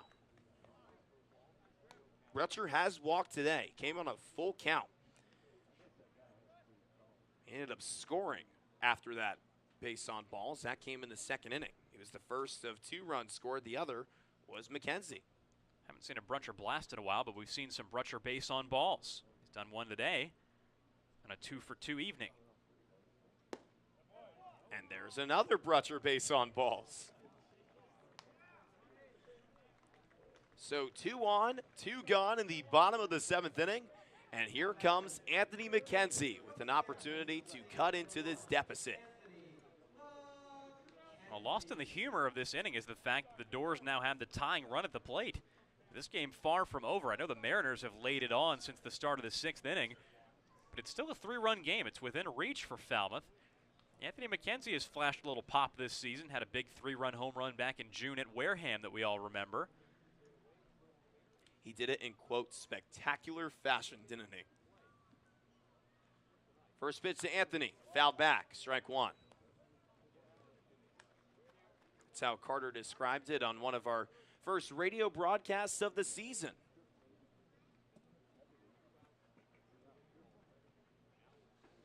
McKenzie now 4 for his last 8 over his last 4 games and change. He's been swinging the bat pretty well ever since that hamstring healed for him.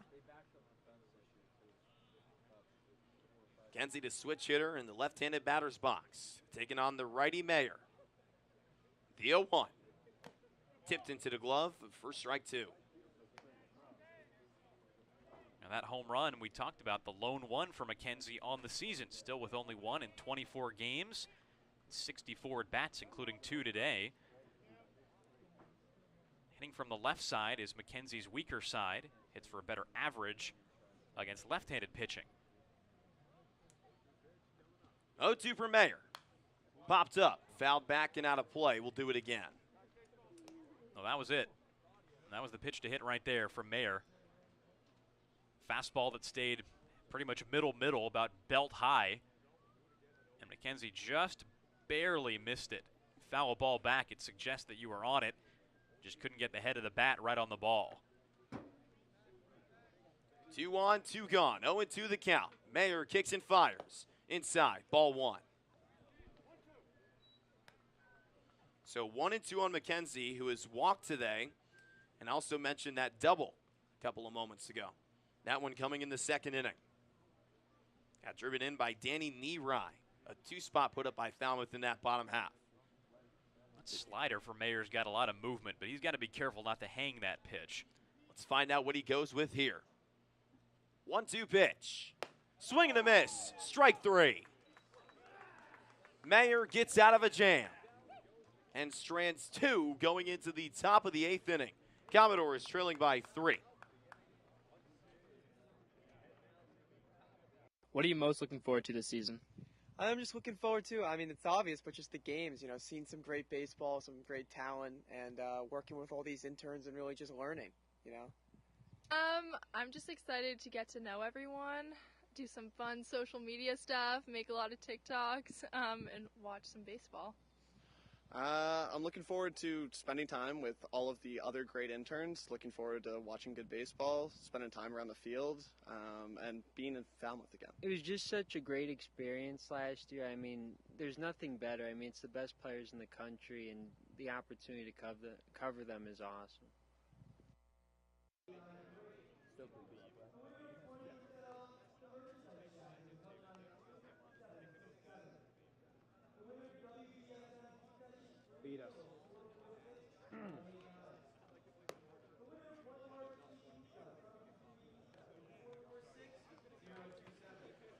Welcome back to Gov Fuller Field. The Commodores trailing by 3 going into the top of the 8th inning.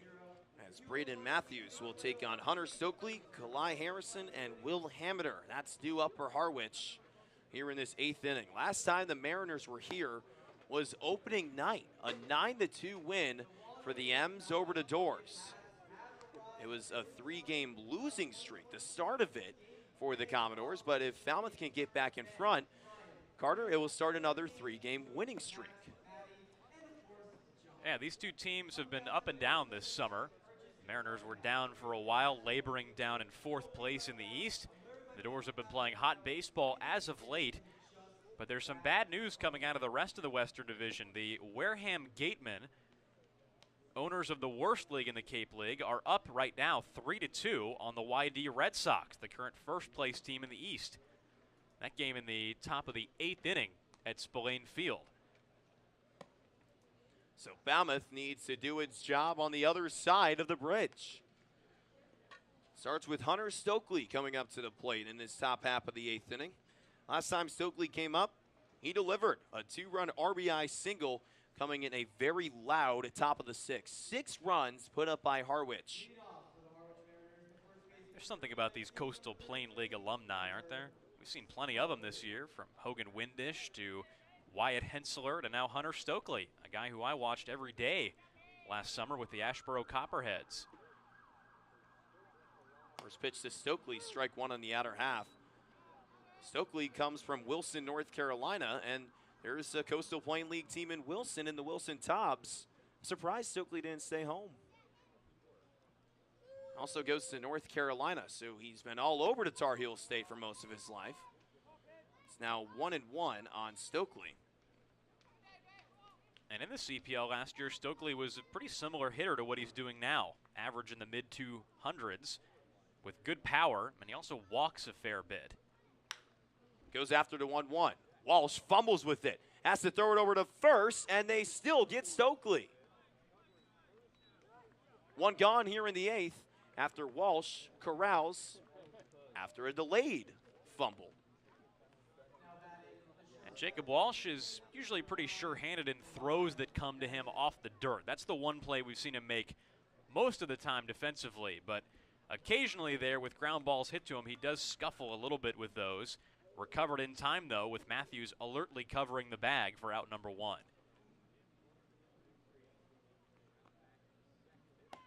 Strike 1 delivered to Kalai Harrison. Harrison is 1 for 3 today with a single and a walk.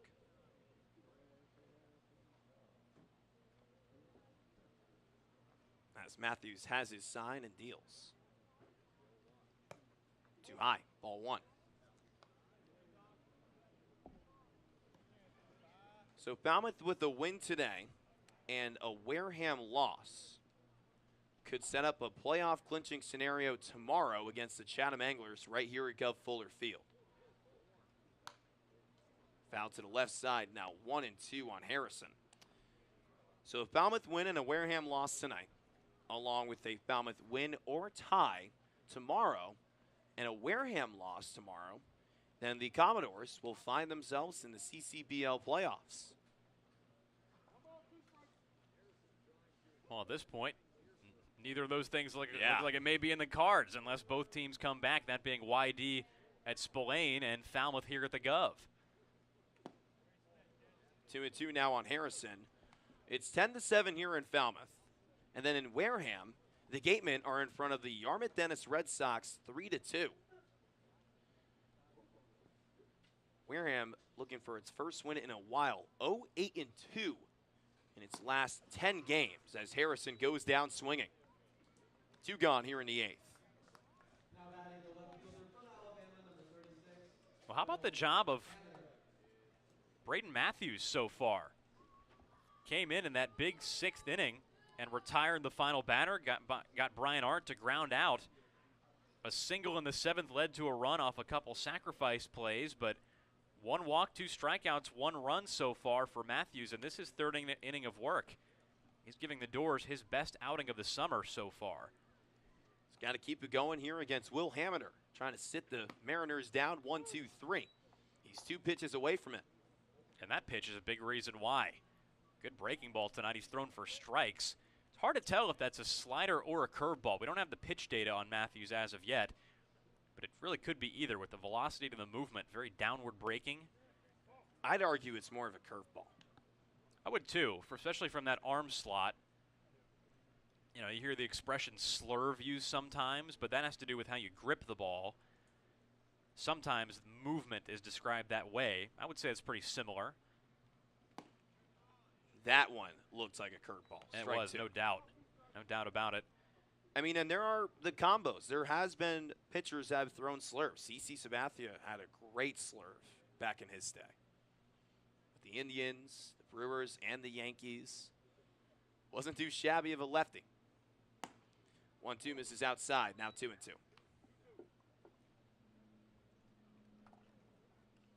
Now this bottom third of the order for Harwich tonight has given the Dores fits.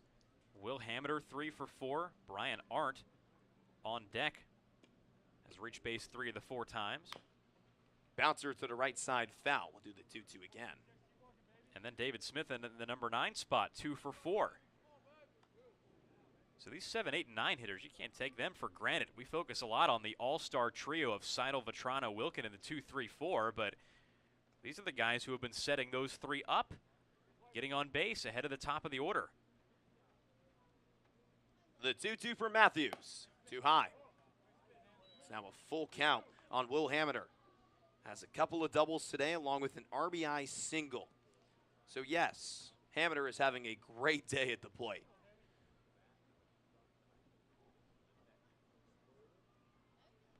Payoff pitch from Matthews. Curveball, bouncer to the left side, foul. Timothy Casey, third base umpire, trying to get a hand on that. He did get a hand, just couldn't corral it. Well, it was Hamiter's ground rule double that started the 6th inning, and at the time it seemed innocent enough. It was a fly ball down the left field line that landed just inside the line, inside the chalk. Jace Borfin dove forward and knocked it out of play with his body, but that started a huge rally for the M's. Fly ball, left side, down and foul, out of play. Now the Dores entered the day feeling pretty good about their playoff chances, and reasonably so, because if the Gatemen keep losing, there's only so many more points they can get this season. Only so many games where you can actually achieve one. So there is a magic number in play for the Dores as we go down the stretch. Matthews with the payoff again. He got him on strikes. Braden Matthews with the paintbrush on the outer half. We go to the bottom of the 8th inning with Nerai, Mooney, and Halter due up. Falmouth trailing by 3. Your hottest take? Hottest take? Hottest take is that a straw has 2 holes, not 1.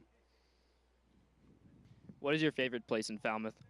My favorite place in Falmouth right now, I would say, is Shoreway Acres Inn. A bunch of us, the interns, are staying there, and like we're having such a great time getting to know each other. Can you give me your best British accent? Scott Sterling. Is cereal a soup? No, it's cereal. It's its own thing, right? What soup have you had with milk in it? Welcome back to Gov Fuller Field. Tomorrow, the Falmouth Commodores will host the Chatham Anglers right here at the Gov. And the last time the Chatham A's were here in Falmouth, the Commodores picked up their first win of the 2022 season. The Commodores will have Thursday off, and then Friday they go to Veterans Field to take on the Chatham Anglers for the 2nd time in 3 days. So over the next 72 hours, there's going to be a lot of Chatham A's. Something to take note of, though. Falmouth, 2 wins, Chatham, no wins in the season series. Guys? Well, Logan, thanks so much. It's starting to get into a stretch of a lot of Eastern Division teams. Tonight it's Harwich, like you mentioned. Tomorrow is Chatham. And then on Friday is Chatham. And then after that, on Saturday, the Dores take on the Yarmouth Dennis Red Sox right back here at Arnie Allen Diamond at Gov Fuller Field. So the Commodores trying to go perfect against this Eastern Division and the Eastern Division stretch, that is. They're trailing right now 10-7 to the Mariners going into the bottom of the 8th inning with Danny Nerai leading things off. And Carter, Nerai needs to show off what he did in the 2nd with his 2-run RBI single. Yeah, Nearai's big production today, his second hit of the season and his first 2 RBIs after only recently being added to this roster. 2 groundouts since, but again, this game is within reach of the Dores. I know they just got a haymaker thrown at them in the 6th inning, courtesy of a 6-run outburst by the M's. But if the Dores can regroup here and get at least 3 runs, Falmouth could salvage a point out of this game, and those matter oh so much with only 6 games remaining in the season after today. So here's Danny Nerai. We mentioned that 2-run RBI single. That's the only hit he has today.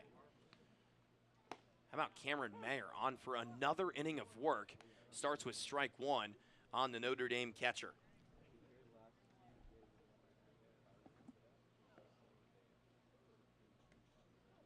Mayer working quickly, delivers ball 1 inside. But Mayer came in for Zane Probst, who had 4 innings of work. He could not get an out in that 5th inning. Mayer took over, and he's been dominant ever since.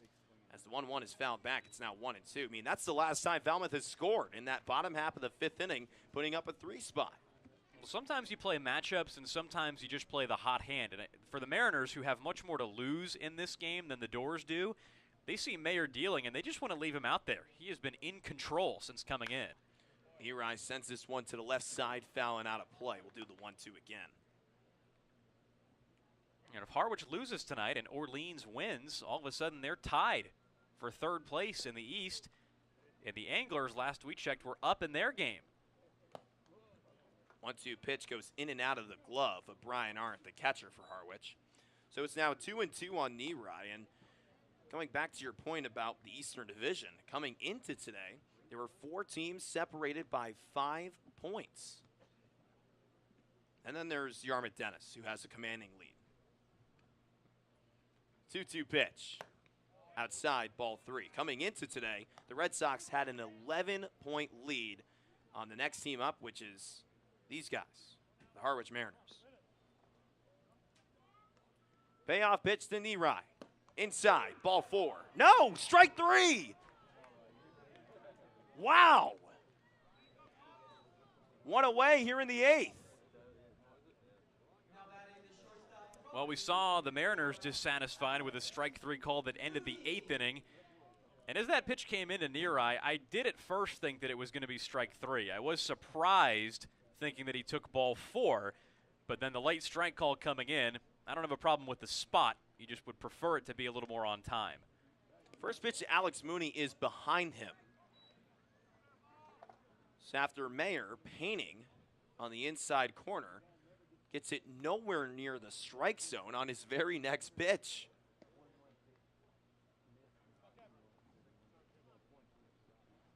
Mooney looking for his first hit since the bottom of the 1st inning on the first pitch. Ball 1 misses inside. So 2-0 now on Mooney. Well, Nerai did it, and Mooney is doing it, and that's taking pitches, which is what they have to do against Mayer. 3-0 now. Now, his command has not been outstanding in this game. He's certainly done enough. Has only walked 1 batter since coming in the 5th inning. Let's find out if Mayer can find the zone here. He can't. 4 balls and a base on balls delivered to Alex Mooney. First time he's gotten one of those tonight. And when you watch Alex Mooney play, there are times where you may wish that he should be a little less aggressive at the plate or this or that. But it seems like whenever he needs to come up with a good plate appearance, a really good at bat, whether that be driving in runs or taking pitches or drawing a walk, he seems to do what he needs to do. So here, when the Dores need base runners, drawing a 1-out walk is maybe the best thing he could do, apart from a home run. Let's find out what Colby Halter does. Swings at the first pitch, foul. Going over the head of Jeff Trundy. Look out, Jeff. So not only do the Dores now have a man on, but it brings up perhaps their 2 hottest hitters, Colby Halter and Jace Borfin on deck. Halter with a couple of walks today. It's the only 2 times he's gotten a board, but last night was unreal from Colby. A home run, a couple of doubles, along with 2 singles. 0-1 to Colby. Broken bat. Lifted up the middle and through for a base hit. Mooney stops at second base as 1-2 go from station to station. It now brings up the guy in the 3 spot in Jace Borfin serving as the tying run. Well, that bat died a hero, and that's the way things have been going lately for Colby. Doesn't really matter what he seems to do. Even when he gets jammed or hits a ball off the end of the bat, it seems to find a hole. Here he shatters the firewood, but still gets it up the middle where nobody was. Neither Harrison at short nor Smith at second base had any chance at that ball. So Alter says thank you for your service, and it now brings up Jace Borfin as Brian Arndt comes out of his squat behind the plate to talk things over with his battery mate Mayer. I'm not sure it matters all that much, but I would be surprised here if they don't let a lefty pitch to Borfin. Doesn't look like they will. I don't know about you, Trey, but that does surprise me a little bit. Oh, it surprises me a ton. I don't want to say it, but I'm going to. I'm a little baffled. Borfin can rip the baseball. He's done it tonight. He has a couple of doubles. He's 2 for 4. He's actually gone back and forth with a fly out to left field. A double in the first, fly out in the third, double in the fifth, and a fly out in the sixth. Now, Borfin this summer is 3 for 12 against left-handed pitching. One of his home runs was against a southpaw, but against righties, he's hitting .353. At least that was the total entering the evening, along with 3 doubles, a triple, and another home run. So in limited sample size, he has torn up right-handers. I know Mayer's not your typical over-the-top guy. I think Steve Engler might be thinking the same thing here. Let's find out what Engler does. He's going to the bullpen. We'll tell you who's coming out of there when we come back. Crunch time here at Guff Fuller Field. 2 on, 1 gone, and the Dores trailing by 3, bringing the tying run up to the plate when we come back. And can you draw your college logo? Nice. There we go. I That's can see actually it. good. That's I can actually see really it. good.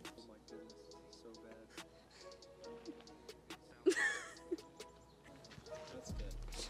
That's pretty good. That is good. I don't know how flames go. But I can try to give you a frog. Looks more like a pig than a frog. That's no frog. That's bad. That's more like a. That's bad. I know it's kind of like a weird.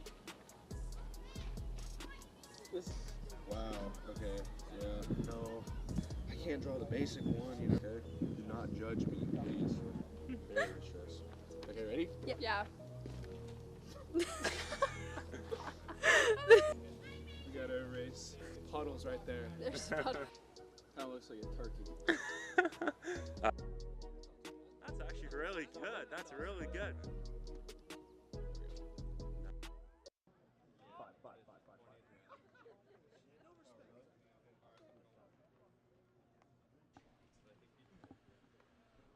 Well, after a dominant performance from Cameron Mayer, who went 3 innings pitched, giving up 5 hits and no earned runs, he paves way to Drew Conover, who's actually celebrating his birthday tomorrow. So could be an early birthday present for Conover if he gets out of a jam here, Carter. Well, Conover's been a reliable arm for Harwich this summer. He's been around practically the whole summer, has pitched in 10 games so far. This is his 11th appearance. Now armed with a 1.76 ERA in his first 15 1/3 innings. He was an all-star selection over the weekend. 10 hits, only 3 walks so far this season, 16 strikeouts, and 2 saves to his credit. So he's used to late leverage situations and now has one here against the Dores. Falmouth down to its last 5 outs, and he has to face perhaps their hottest hitter in Jace Borfin and the rest of this hot Dores lineup. But surprisingly, Trey, not a lefty coming in to face Borfin. It's another right-hander. Yeah, I think the Commodores got lucky because you mentioned the stats about Borfin playing really well against right-handed pitchers. Only makes you think, what is Jace going to do here? Another right-handed pitcher who's delivering with that funky sidearm motion. Yeah, it makes you wonder a little bit because Borfin doubled twice off of Zane Probst today to only help those numbers against right-handers. So 2 for 4 today. Borfin is now 8 for 21 against right-handed pitching this summer. So some gaudy numbers for this Arkansas product who's about to take his cuts with 1 out as the tying run at the plate here in the 8th inning. And he's going to take his cuts against the CCBL All-Star. Conover in a 4-1 win for the Eastern Division. Went 1 inning, giving up no runs, no hits, no walks. Struck out 1 batter. Just 3 hitters faced. So here we go. Jace Borfin serving as the tying run with 1 out here in the bottom of the 8th inning. Has an opportunity to cut into this Falmouth deficit. Now, 5 days ago, with the Dores down by a run against the Hyannis Harborhawks in this building, Borfin came up to bat in the 8th inning and laced a double off the top of the center field wall. So he has a flair for the dramatic. See what he comes up with here as the tying run. First pitch outside, ball 1. And I'll tell you what, Conover has much more velocity than Mayer does. He's delivering these pitches with a sidearm motion at around 92 to 93 miles an hour. Fouled back, 93 on the gun. It's 1-1. He extends that right arm basically straight out behind him right before he comes in and just whips it towards the plate. Certainly hides the ball pretty well from the hitter. You imagine it's pretty hard to pick up. And like you said, it's coming in at a pretty quick pace. 1-1 the Borfin. At the knees, strike 2. Well, Conover could throw that pitch 100,000 times, and I think batters would go 0 for 100,000. Great location, nasty break, and very well done. Mooney on second, Halter on first. 1-2 from Conover, swing and a miss, strike 3. 95 on the gun from Conover. 2 gone here in the 8th.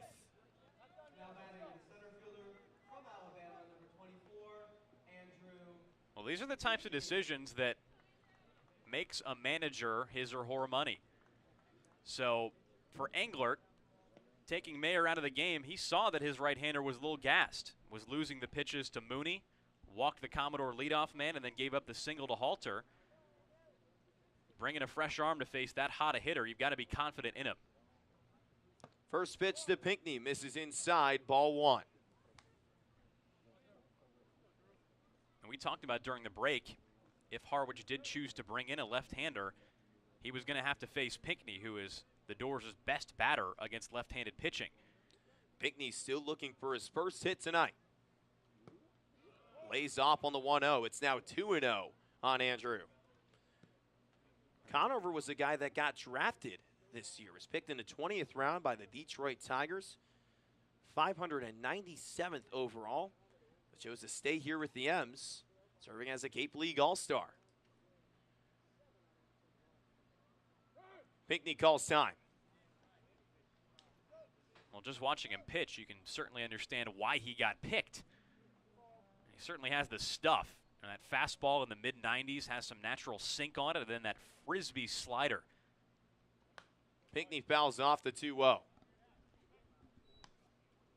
Now that is a nasty combination.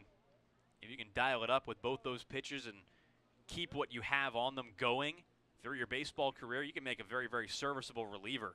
Yeah, if you just keep progressing. Falmouth looking to go above 500 for the first time this season with a win tonight. 2-1 pitch. He went around. Strike 2, count even.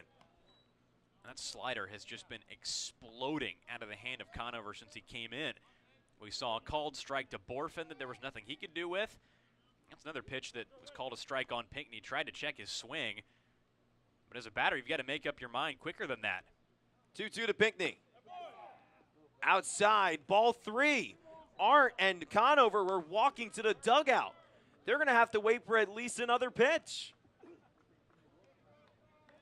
A couple ticky-tack calls in the strike zone today for both teams.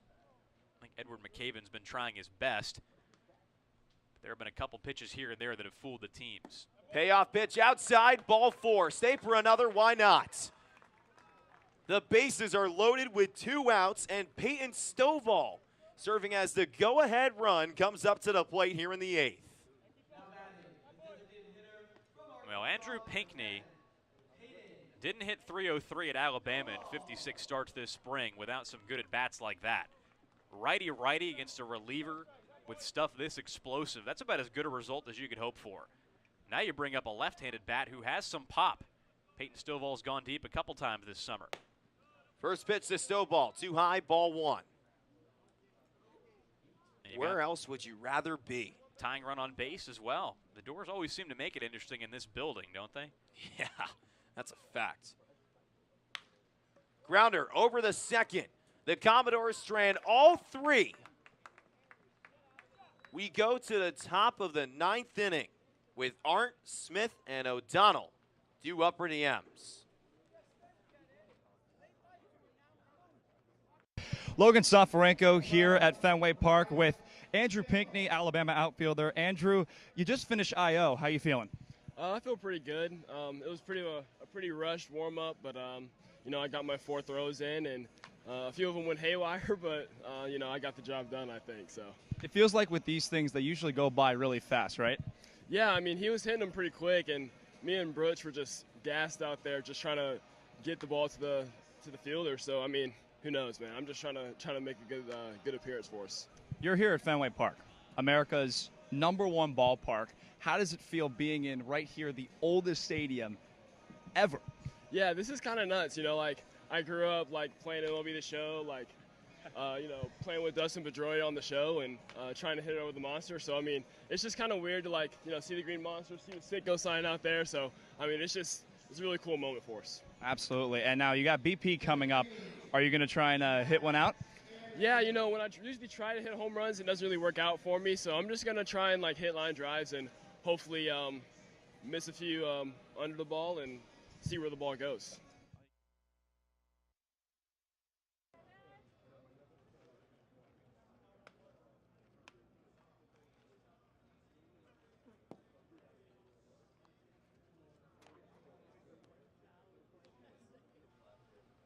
We go to the top of the ninth inning here at Gov Fuller Field, where the Commodores trail the Mariners. New pitcher on the mound for Falmouth, it's Evan Harmon, making his 3rd appearance on the year, Carter. Yeah, Harmon's hasn't been on this team all that long. He's a recent addition. This only his 3rd appearance on the summer. Right-hander out of Central Arizona College, who carries a 7.71 ERA into this game. In his first 2 1/3 innings, no strikeouts, 5 walks, 4 hits. So for Harmon, control is going to be the key on this evening, limiting the bases on balls. He's a native of Nampa, Idaho, and came over this summer after starting his summer ball play with the Conejo Oaks over in the California Collegiate League, where he pitched 6 games. Let's find out what Harmon can do here. A JUCO national champion from Central Arizona. Appeared in 12 games this past season with a 5.74 ERA. First man he's going to face is Brian Arndt. Catcher out of UNCW who's had a pretty good day at the plate. He's had himself a single, walked, hit by pitch, but he ended the colossal top of the 6th inning on a 5-4 fielder's choice. It's 1-0 on Arndt.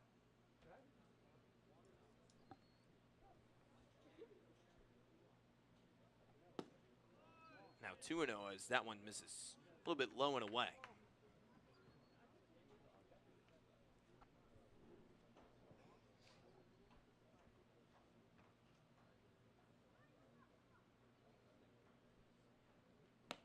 Now 3-0 as Harmon misses well outside. We came into today thinking the Commodores could keep the good times rolling and the Gatemen would still be in search of their first win, but none of that is happening right now. Wareham is in front of Yarmouth Dennis. Right now, Falmouth is trailing Harwich. Now 3-1 on Arndt, and the reason why that's so meaningful is because the Commodores are 4th in the West, while the Gatemen are in 5th. And it's getting to that point where Falmouth has itself a magic number going in to possibly making the playoffs, as ball 4 is delivered to Arndt, the 2nd time he's been walked today. But it's ever so important to get out of this inning as quick as you possibly can, Carter, because in a couple of batters from now, you bring up Seidel and potentially Petrano, and then Wilkin after that. 3 All-Stars in this Harwich lineup. Yeah, of course, the Dores would like to have this game, and for the first 5 innings, it looked like they were on their way to securing a victory here at home. First pitch to David Smith, sails high for ball 1.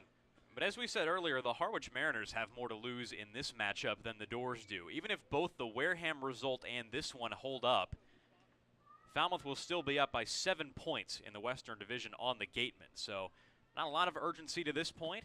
Smith shows bunt as it gets away from Nerai. Arendt goes over to second. An opportunity for Harwich to add some insurance for potentially Drew Conover.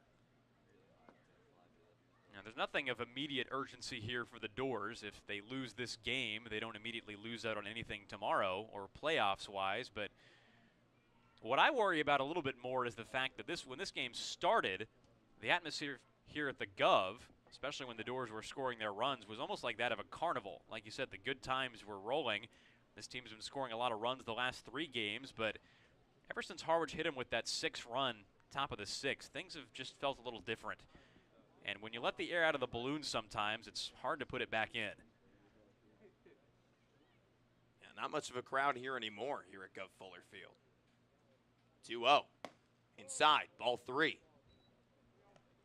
And that's especially relevant because as you tail down the stretch of summer ball, you know these guys, especially the ones who are playing just about every day, are getting a little tired. They're getting a little banged up. The Dores want to enter the playoffs on a good streak, not back their way in struggling. 3-1 on Smith. It's the same count that Brian Arndt walked on. He's now on second base, as you can see. Falmouth still looking for its first out here in the top of the 9th, trailing by 3 to Harwich. 3-1. Grounder to the left side. McKenzie looks over at second, fires at first. There's one out. The throw back to third gets away and goes out of play. Arndt is awarded a free pass to home plate. It's now 11-7 Harwich with 1 gone here in the 9th.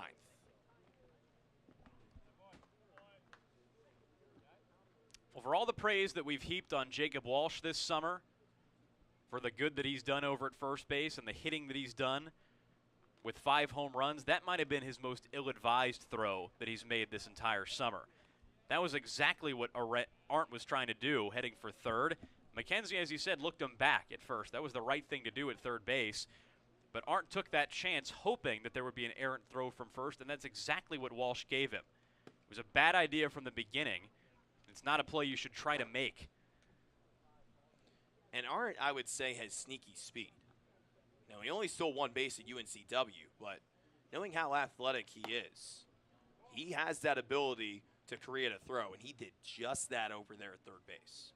A lot of moving parts on that play, and you would expect that out of a team like Hyannis that does so much running around the base paths, but not from Harwich, which is kind of a station-to-station squad, and not from Arndt, their catcher. So it's 2-1 on Ethan O'Donnell.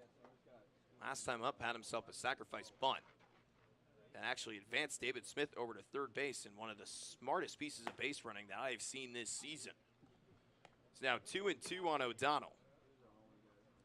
That's fair to say tonight. The Dores have not just been out-slugged, but they've been outmaneuvered on the base paths.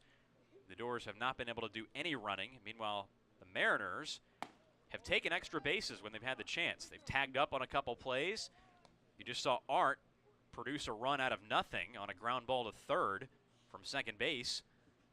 You know, these M's are playing hard. They want those playoffs. Grounder to the right side. Walsh picks it up after battling the lip and taps on first for the unassisted putout.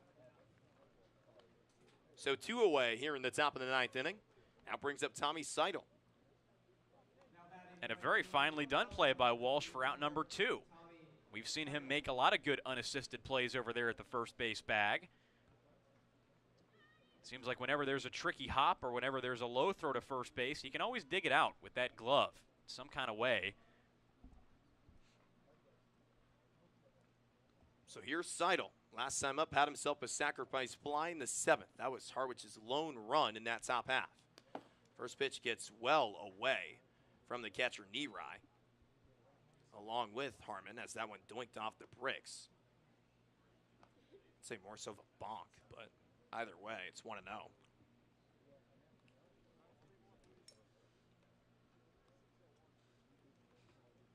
To me, those kind of sound like a thwack, you know? Yeah. I can see it. What sound did that make? Pop of the glove, right? You always look for that sound in spring training. The first one's the best one. I remember these two facing off. I was on the field. I remember hearing that first pop. And I had nothing but a smile on my face. I was like, yep, it's back. And in that opening night, that season opener, I should say, was a 9-2 win for Harwich. The Mariners trying to go 3-1 against the Commodores this season, while Falmouth is just trying to go lickety-split. Counts 3-1 on Seidel, who came into the season playing alongside his brother Billy, but he got drafted by the White Sox. Count full now. You know, you have to figure there's a strategy with the bullpen usage tonight for Jeff Trundy. Over the course of a season, you start to develop kind of that inner circle of trust with the guys you really believe in late in games. And, of course, this one changed when the Mariners took the lead. Line drive right side out of play.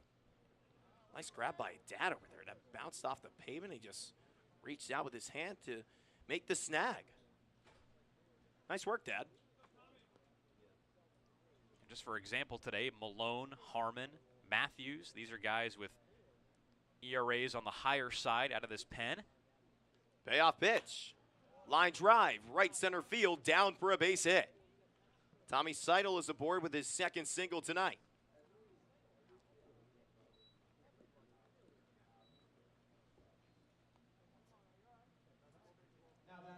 You figure you want to get all these pitchers work, not just to conserve your stronger arms. But for whatever reason, these Mariners have just teed off on everybody that the Dores have put in tonight.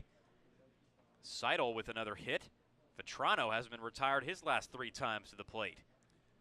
Has walked not once, not twice, but thrice. All of them coming in his last 3 plate appearances. And all 3 against different pitchers. First it was Abner, then it was Malone, and then it was Matthews.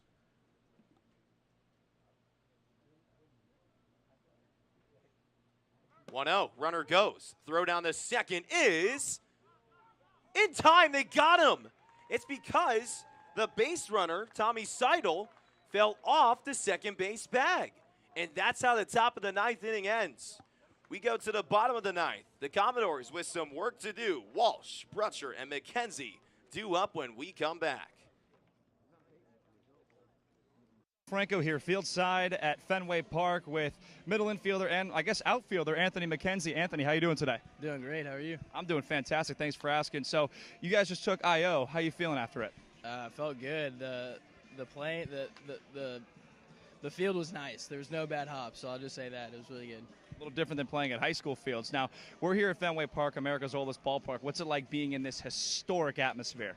Super awesome. We're just going to try to hit poolside jacks over the monster. So with that being said, you being a switch hitter, you're not going to take any in the left-handed batter's box? No, I definitely will, but when we go righty, we're definitely trying to hit poolside jimmies today. Yeah. Poolside jimmies, and when you're batting lefty, you're going to try and go backside. Yeah, we're trying to go to the scoreboard. I think that's like a 600-foot bomb, so. Hey, there you go. Have fun with that. I got one fact for you. Behind the monster, there's a street. Do you know the name of the street? I do not, no. It is Lansdowne Street. Okay. So there you go, some Fenway Park history for you. We're trying to hit it to the street. What's it called? Lansdowne Street. Lansdowne. We're trying to go to Lansdowne. There's actually a parking lot on the other side of the street, so if you clear it far enough, Rob Revsnyder the other night, he hit a car there, so you never know. Absolutely. All right, sounds good. Heck yeah. Well, Anthony, thank you so much for joining us. The Dores are almost ready to go for BP. We'll see you soon.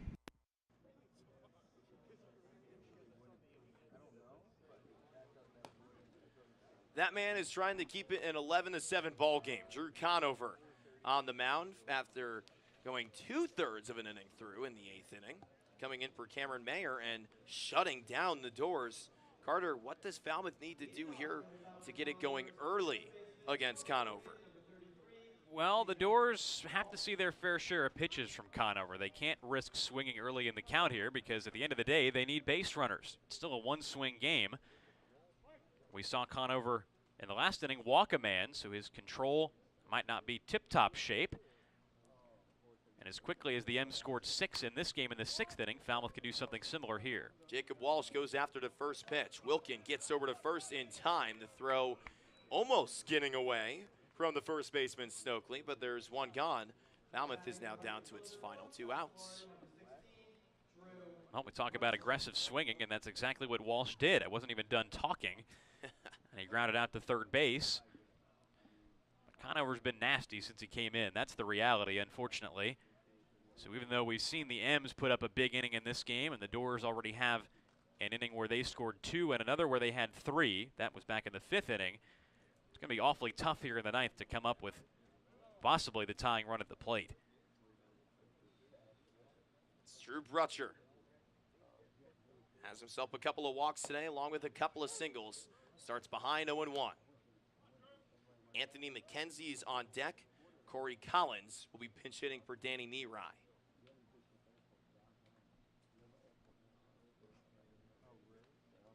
Oh, 1. Swing and a miss. Strike 2. You get the feeling that the game the Dores won at White House Field just a little while ago, the 6-5 game, was one that Harwich probably should not have lost.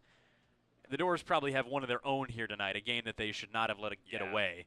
Unfortunately, that 6th inning was just an absolute meltdown. And for Falmouth, it was that 4th inning. Harwich had, what, 4 errors in that game? That's not going to win you many ball games. That's a fact. 1-2 the count on Brutcher. Looking to get aboard for the 5th time in as many plate appearances.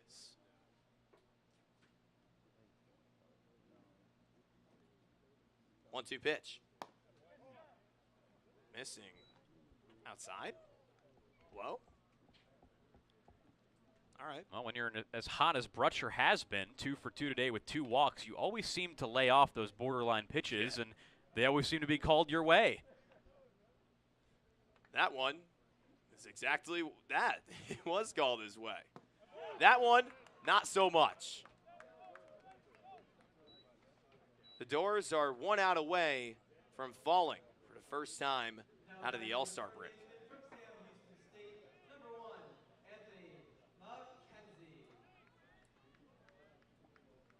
So here's Anthony McKenzie. He's struck out swinging the last 2 times he's come up to the plate. There's a 2-out rally that the Dores want to start. It has to begin right here with Amac. First pitch to him, outside, ball 1.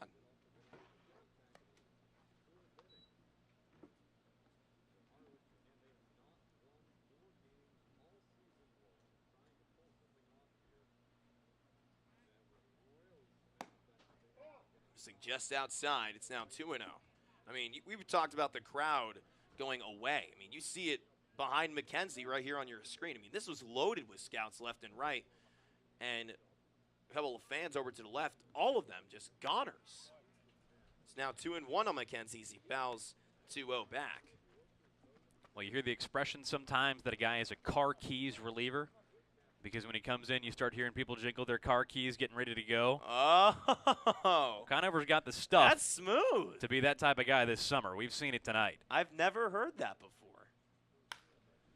2-1 lifted to the left side, fouling out of play. Falmouth is now down to its final strike.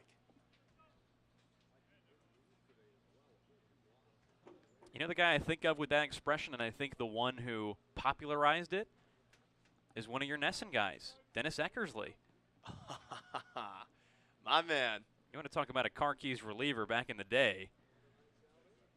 I'm sure he talks about it quite a bit on the New England Sports Network. He's got the best hair over at Nesson, I would argue, too. I mean, completely off tangent, but Dennis Eckersley was a dog on the mound as well. 2-1 gets away, bouncing off the top of the glove of Arndt. It's actually 3-2, excuse me. And McKenzie in the middle of this has put up a good battle. A couple foul balls. Just trying to put something in play or possibly lay off just one more from Conover, who has been disgusting since he came in. So the count full on McKenzie. Payoff pitch. Flare in the left center field. Will it get down? No, it won't. Going out to make the grab is Kalai Harrison.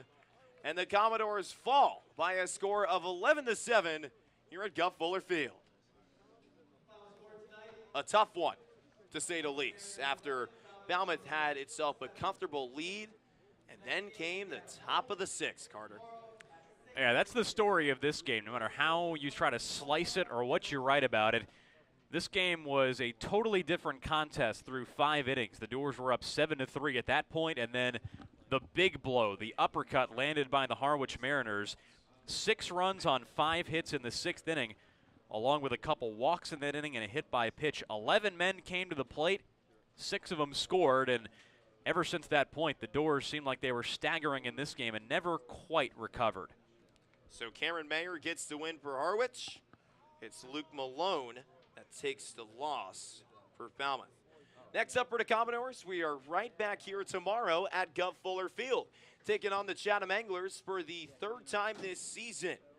And we cannot be able to do this without our amazing crew. Sean Oldred, our director, along with Brendan Capozzi, Carson Depp, and Ellie Pidelli, our videographers. Lib Charbonneau, making us look good with all the graphics and everything that she does. Dan Fox, our PA announcer. Charlotte Motz running the social media. Megan Murphy, our photographer. Tommy Moomal, our web reporter. And, of course, our supervisors, making this all a reality. David Cunha and Ernie Hyde. So that's going to do it from Gov Fuller Field. Your final 11-7. The Commodores fall to the Harwich Mariners. With Carter Bainbridge and Logan Soforenko and our entire crew, I'm Trey Redfield saying so long, and we will see you tomorrow right back here at the Gov.